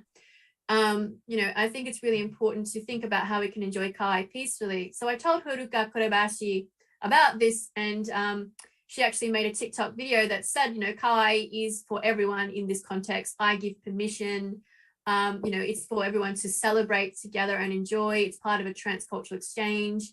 And it blew up, and it actually ended up being on Japanese Twitter as well. People started talking about kawaii, who can use it, who can't use it, and when.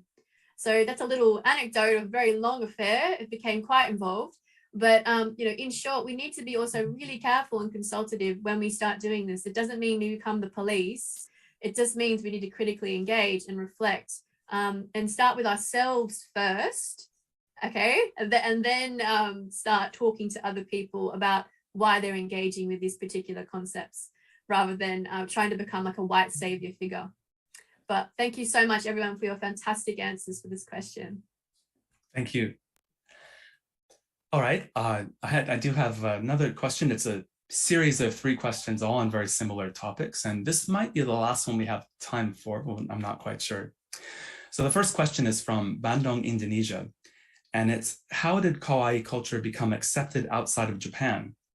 And how likely will kawaii dominate our visual space in the future?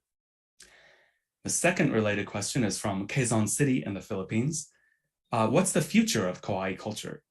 Are there new kawaii subcultures that are emerging? And the last one from Tai, Philippines also begins, what's the future of kawaii culture?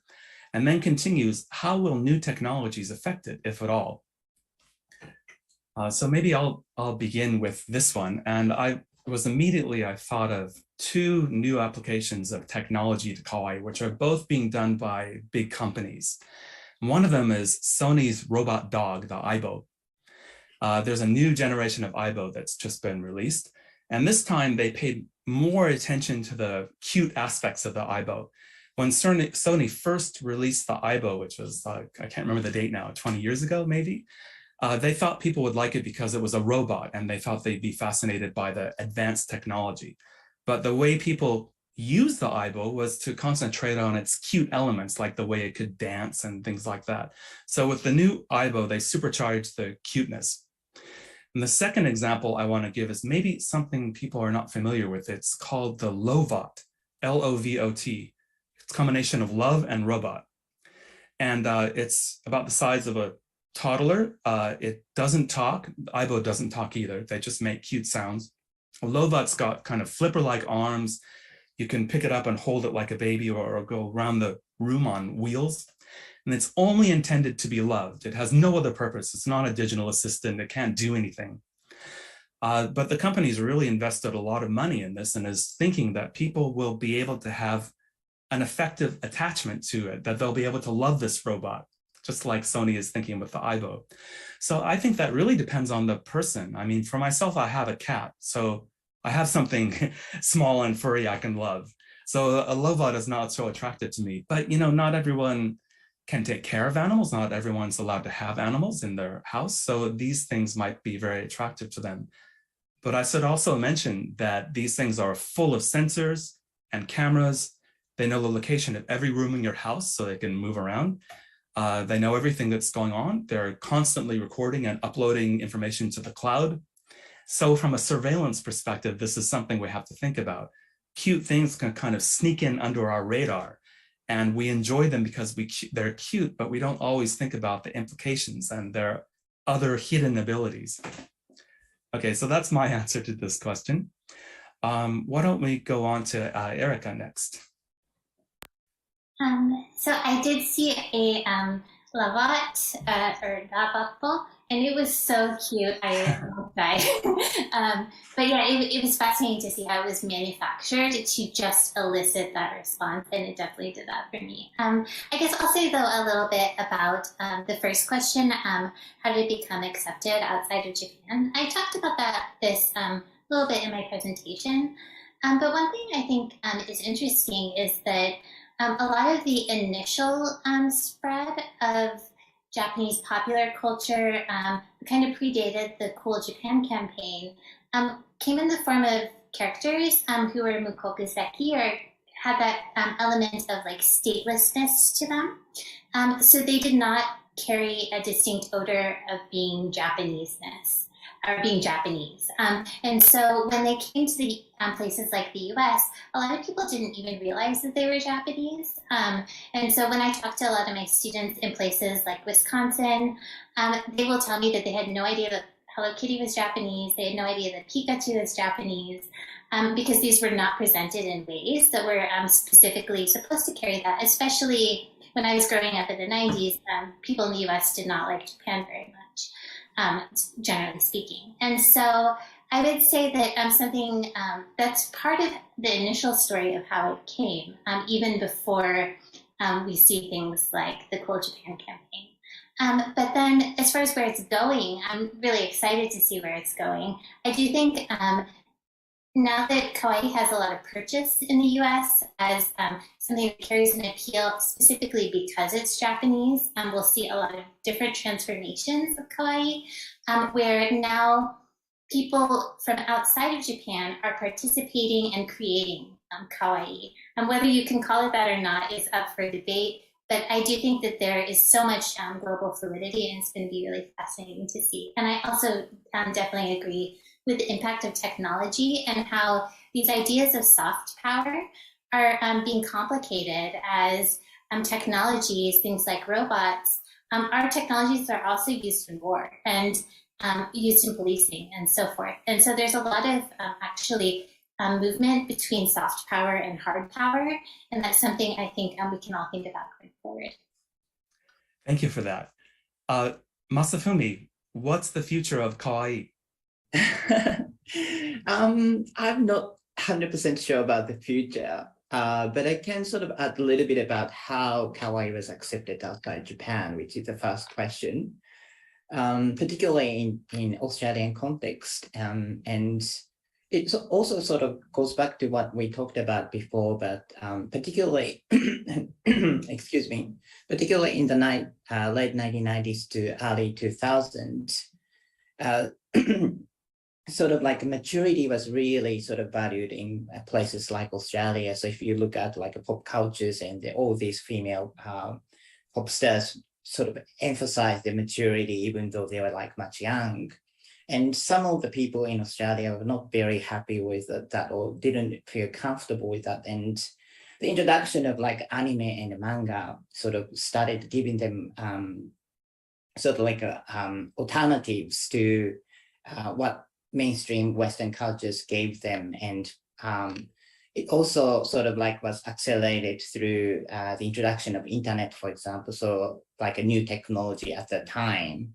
And then they started sort of consuming these pop cultures and also like things like, sorry, like Lolita fashion, for example, which was quite sort of like new in early 2000, and then Meg can talk this so much more about, but like then it was sort of like an alternative to what they were provided in the mainstream culture.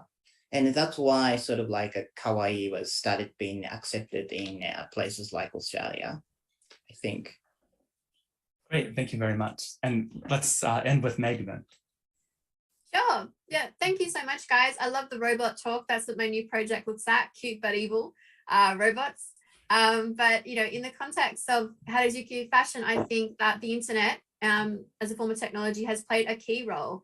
It's allowed people overseas to access more information and buy and sell all kinds of clothing from Japan that they've obtained with permission. You know, and also I think it's allowed them to connect with each other. The group in Japan versus the group overseas have been able to talk to each other through social media. And most importantly, people in Harajuku have been able to access the audience directly through social media rather than being continuously mediated through magazines, television spots, and other kinds of things that filter out or speak over their voices. So, you know, I think one of the key puzzles that this group is solving together online is this idea of gender fluidity. You know, Harajuku fashion has played a key role for people who are gender fluid, non-binary, all other kinds of identities. Find a form of expressing their gender and self that's really meaningful to them, and has also been appreciated by that same group in Harajuku, that they think it's so cool. They love it. because it is so different and it is so creative. So I think, you know, also, you know, the selling of Lolita fashion has become globalized. There's factories now in China, Korea, Italy, all around the world making these clothes as well. The transcultural exchange has been accelerated through the gift of the internet. I guess sometimes the internet goes well. So that I think is the summary of my answer, but also to echo what everybody else has already said. Great, thanks very much for that. We're out of time for the discussion period now, but I think we have a little bit of time left, and I'd be delighted if we could take some questions from the audience now. So Sakuya, can you help us out here?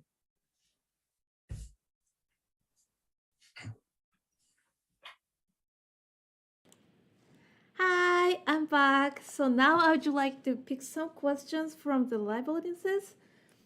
The first question is actually there is a few similar questions about a role of kawaii items on products and in public in Japan. So let me read 3 of them. So first, I've noticed in Japan that kawaii illustrations and anime are used as a part of illustration in advertisements such as flyers, posters, etc. How effective is this in terms of awareness? Does this gather more customers or does this target a certain purchasing group? And another person said, Dr. Dell earlier mentioned about kawaii in road construction signs.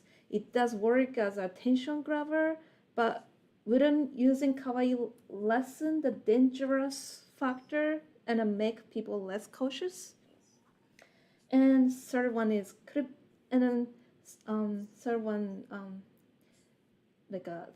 could it be say that in a country of loneliness, kawaii and images such as frogs or construction equipment help our mental health and let us turn our attention outward rather than the lonely inner?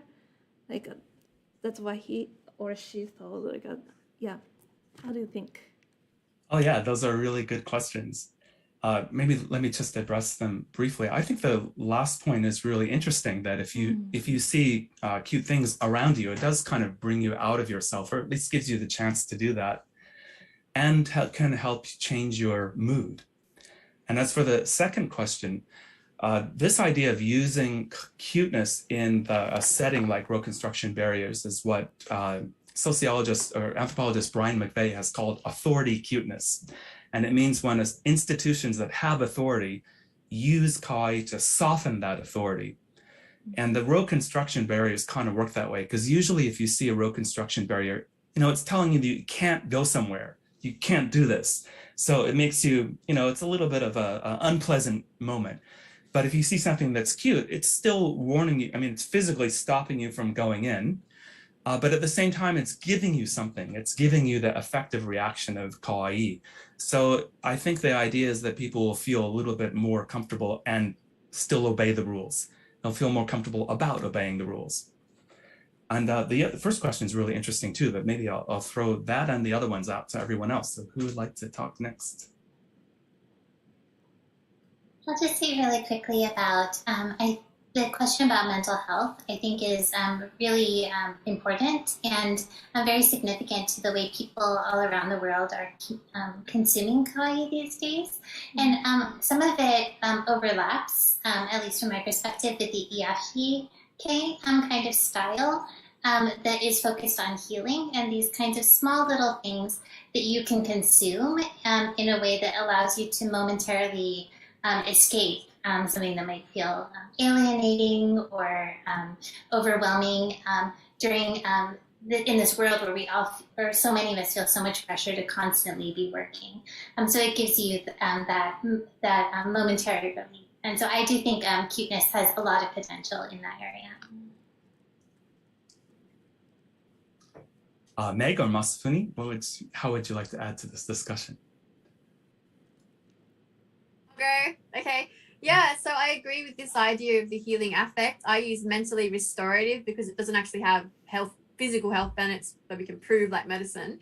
But, you know, absolutely, I think, particularly for the Animal Crossing research I did, the number one thing that was reported was this healing kind of restorative affect that one experiences by being immersed with these cute characters in this little safe environment that's really natural and that kind of thing as well.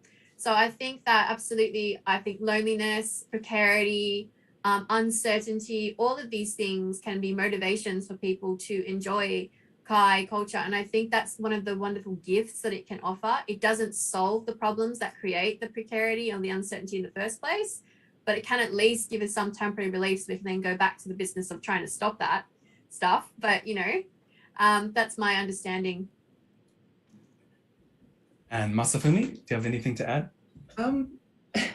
It's sort of interesting because in Japan, like that police headquarters in each prefecture has its own mascot, like a people-kun, which has been there for 35 years.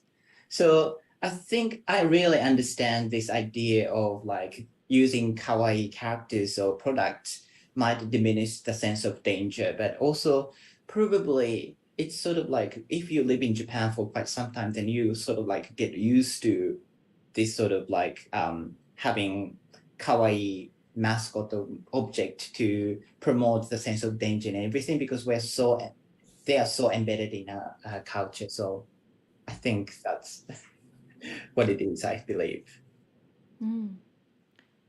Yeah, like I heard somebody who came from outside of Japan, like surprised, like to see the character on a medicine, like because that is a number one like a thing that outside of Japan, like I have to give the buyers the cautious, like so like everybody's surprised to see the mascots on the medicine, but yeah, so it's interesting. And then, I had a similar moment of defamiliarization when I was in Japan, because I was going by a building and I thought it was a daycare as an American. I was like, oh, that must be a daycare. And I looked at it more closely and I realized it was a bank, but it had these like cute kawaii animals in the window. And so it was so funny to see the kinds of assumptions I brought in. I think that kawaii mascots in banks and the pharmaceutical companies started in the 1950s, just at the beginning of Japan's economic recovery, when people had more money and were starting to open bank accounts. In Japan, especially at that time, the typical practice was that men would give their whole salary in cash to their wife as soon as they got it. And then their wife would do all the household budgeting and do things like open the bank accounts and buy medicine for their kids. So kawaii mascots and signs first got started in that industry because of that. That's interesting. Just let me introduce one comment related to this discussion. Like, it's not a question, but there is a comments like, I love the comments on kawaii as a way of bringing people together. For example, in Japan, a healthcare worker might have a kawaii pen showing out of the top of their pocket, which can create a positiveness. I think that comment's really related to what we just heard. So next question is like a generation of kawaii.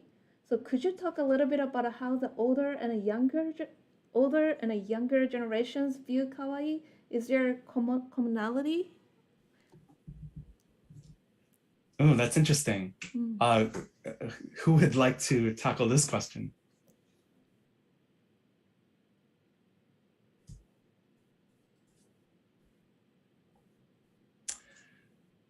I guess I would say, go ahead, Erica, please, go ahead. Well, I invite the rest of you to speak about it more from how it occurs in Japan. But something interesting that I noticed from talking to my students who are, oh gosh, maybe like 15 years younger than me, is the ways that my Asian American students relate very, very differently to kawaii culture than I do. So for me, it was so much about this like private special thing that I felt like I shared with other girls who were also Asian. But for them, it was so much more linked because they grew up in, post the Cool Japan campaign. So they grew up with it all around them. And a lot of them had much more negative feelings about it that I talked about in the presentation around, questions of fetishization and so forth. So I definitely think that there are generational shifts that are happening globally as well as in Japan.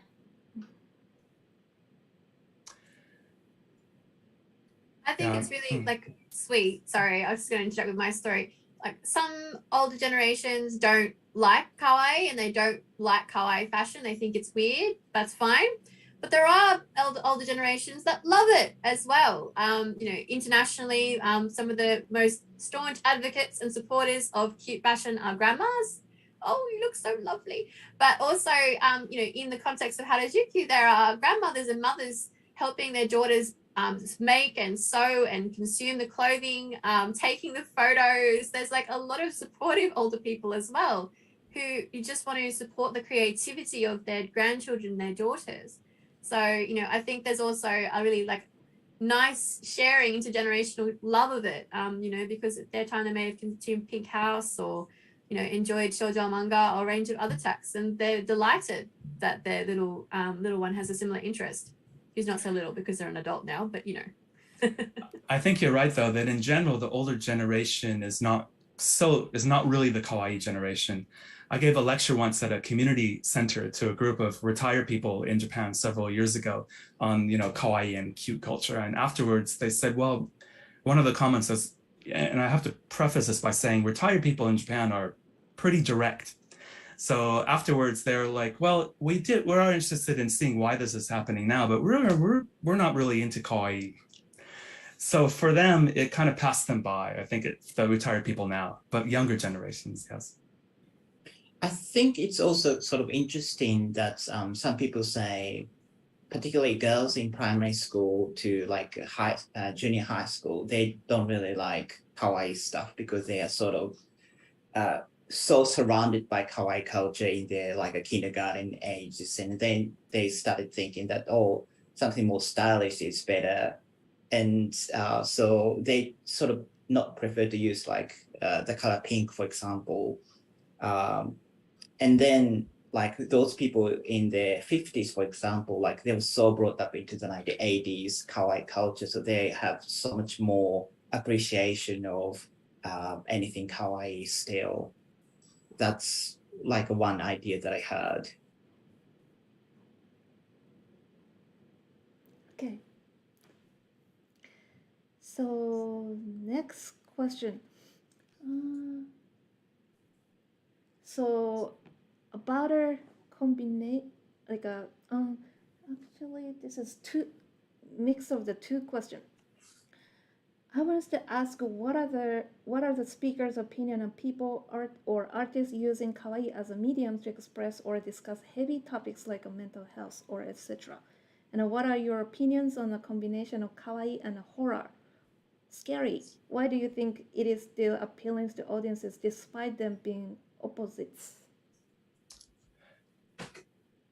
Maybe I'll jump in quickly for the second one. So my idea is that there are so many different categories, like portmanteau categories, or kawaii is like smushed together with something else, like grotesque. That seems to be its opposite. And really, I think it's just ways of creating more. It's ways of creating more ways to enjoy kawaii. So with all of those portmanteau terms, the emphasis is on the kawaii thing. If it's too grotesque and not cute at all, it's not kimo kawaii. It has to still be kawaii. And I think it's because people get bored with things and they want new ways to enjoy kawaii. So they start, there's all these little micro trends of all these different combinations coming in. That's my answer to the second one. Anybody else?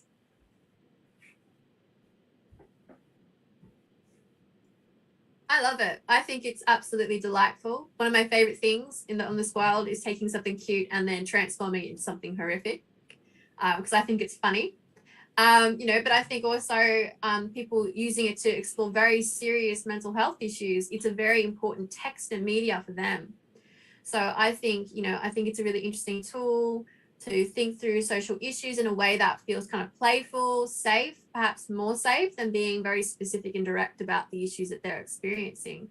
So, you know, as Joshua says, it's highly diverse. It depends on which one, you know, but I think that it's really important to really explore mental health in whatever way we can, and also, you know, take pleasure in the chaos and unpredictability that is this world, even if it means creating a bear that can attack you or other types of fun figures, so long as it's all people who are adults and not making children have that content as well. Yes, So I was talking a little bit with Meg even before this panel we were doing together right now about Menhera, and I was asking her about what were the opinions of people in Harajuku about it, because this kind of aesthetic also linked to Yami Kawaii, which uses Kawaii to express very serious mental health issues, and also can depict this very cute aesthetic together with elements that are very dark, including things like syringes and nooses and so forth. I agree, it can be a very, well, there's definitely hesitations I have about it, because I think it can be triggering. I think it can be reinforcing of a kind of very harmful feelings. But on the other hand, it can be a way of expressing something that you maybe feel that you cannot express with words, through fashion and through art and creativity. And so I think that's very important, that some young people feel that this is the best way for them to connect with each other, and also to express themselves about things that can be very difficult to talk about. And it's very interesting to me that it's something that, yes, is a part of, or comes from Kawaii culture, but it has actually kind of taken on a life of its own, especially you see on TikTok amongst people in the US and outside of Japan. Mm. And for the second question, I agree with what Meg said. It's sort of like a Kawaii can make things that like something like a horror attractive and appealing to like a wider group of audiences. And for example, like in shoujo manga culture, girls comics culture, they're always like a subgenre of horror shoujo manga where like a characters with like scary big eyes, like killing people and stuff. So it's sort of like really embedded in Japanese culture, and it can make like object or genres or products that are not necessarily appealing to a certain group of people can be attractive and appealing. Thank you so much. So this is gonna be our last question, as we are running out, actually extending the time of the event. So it's about inclusiveness of Kawaii. So there is a 3 question for this. So first is, although like you touch upon this topic in your presentation, has Kawaii nowadays burst the gender bubble, or is it still strictest to girls? And the second question is, do you think Kawaii excludes people who cannot fit in a Kawaii images? And the third, do any of the speakers know about an overlap between a queer or like otokonoko communities and a Kawaii culture?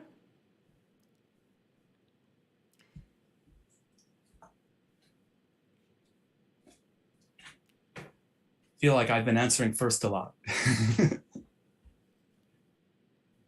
I'll go. I probably can't answer every single part of that, so I'll try and attack one particular part.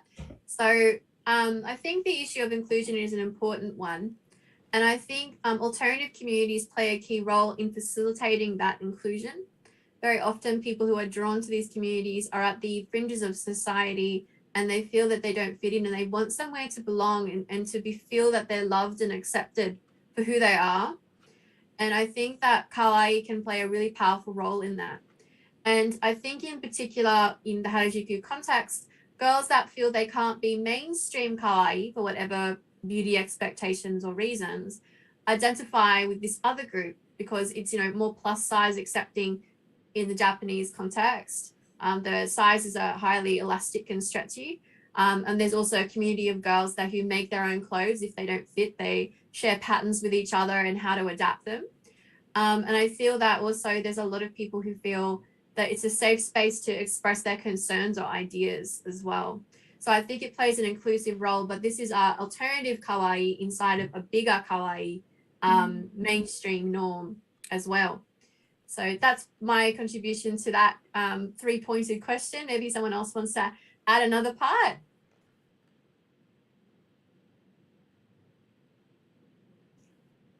Well, I would say that from what I know, and not being a Japan specialist, Kawaii has for a very long time been queer. And I think probably Masafumi and Joshua can speak more to that. But I did want to say a little bit about the issue of inclusion, because I do think that the whole issue with the kawaii is a slur that Meg talked about earlier is really troubling to me for how it kind of, it was a way in my mind that white people and maybe also some Asian people, including because there is racism and specifically anti-Black racism in Japan and in Asian American communities, can try to define the boundaries around kawaii in a way, in my mind, that not only reinforces the ability of white people to claim a kind of ownership of it and say that we can participate in this, but we can decide who does not participate in it, but can also reinforce a kind of fetishization of girls, Japanese girls who are supposedly asexual, but kind of attractive in their lack of sexuality in a kind of converse way. But then also supposedly small and so forth. And so I think the more that kawaii challenges those kinds of assumptions, the more kind of creative and exciting it becomes as a space. And so I'm fully in support of that. And it was very troubling to me to see people say that a Black woman wearing a Lolita outfit or using the word kawaii is troubling to them because it's her doing that is inherently sexualizing. To me, that says a lot about some kind of problematic assumptions that are already existing in the way that some communities are thinking about kawaii. So I'm really excited to see the different kinds of creative things that people, different marginalized groups are doing with this aesthetic. Masafumi, what do you think? Because you've been answering last every time. So. In terms of gender in kawaii, I think it's still predominantly identified with girls' culture and women and children, but still, it doesn't mean that kawaii has never been applied to men and boys and so on. So as I said, sort of like touched on in my presentation that like a male fashion model in the 1960s was already described as kawaii or kawaii-rashi. And that's why he became popular. And also, if you go to Japan, like you can see a lot of like young men, for example, wearing a lot of like mascots, for example, and attached to their like a mobile phone, which might not be the case in the smartphone age, but it used to be like that. So, and like a very hard masculine truck drivers putting like their really cute kawaii mascot on their like their cars as well. So like a kawaii, elements of kawaii culture is sort of not only limited to women and young girls culture, but also sort of like infiltrated through like men's culture as well. And it used to be a little bit like sort of like unfavorable compliment if you describe young men as kawaii, but nowadays it's so much less sort of stigmatized. For example, I recently read a newspaper article where a very famous Japanese actor who's always described as kawaii, even though he's like 35 or 34 this year. And he said he sort of felt a bit uneasy when he was young to be described as kawaii, but now he finds it very fine and positive about it. So I think it might be a different type of kawaii again, but still it's not limited to girls or women's culture in Japan, at least I think. Maybe I can close with a couple of just anecdotal points. First of all, in queer culture in Japan, kawaii is a main aesthetic. I mean, it's not the only aesthetic, but it's clearly visible and it's there everywhere. So if you go to any queer event in Japan, you're going to hear kawaii all the time and see kawaii fashion and outfits. And then for men and kawaii, if I ask in a university class, if I ask the male students if they use the word kawaii, they don't usually say that they use it very much. But a few weeks ago, I went out shopping in Shimokitazawa, which since the last time I've been there has a huge number of used clothing shops that just like exploded. There are hundreds of them there. So I was going around to shop, and I noticed lots of groups of young men together shopping together who are using the word kawaii a lot. and of course, I don't know if their sexuality, but it's definitely is used by young men to young men. Maybe not quite as enthusiastically as young women use the term. It was a little bit more reserved, kawaii kawaii, but they were definitely using it. That's what I would say. Okay, so that's all for today. Thank you so much, and then thank you, audience, for such a great questions. I'd like to give a big thank yous to our special guest speakers, Joshua, Masafumi, Megan, and Erica, for sharing their expertise. With today's episode, the four-part Special Shoujo Culture series comes to an end. I hope this series has been helpful for you to have more comprehensive and deeper perspectives about where the shoujo culture you love came from and where it's going. If you're interested in a past episode, shoujo manga, Takarazuka Review, and Boys Love, please check the playlist of our pop culture series, which you can find the link in the description box below. For all future episodes, please subscribe to our channel or check out our Twitter, Facebook, and a newsletter, which I have put the links in the description box. Finally, before you go, please fill out a quick survey and tell us what topics you are interested in for future episodes. Any Japanese pop culture you love is welcome. You can find a link in the description box too. So thank you. Thank you again for joining us today. Please continue to stay safe, and we will see you again soon. Bye-bye. Thank you so much.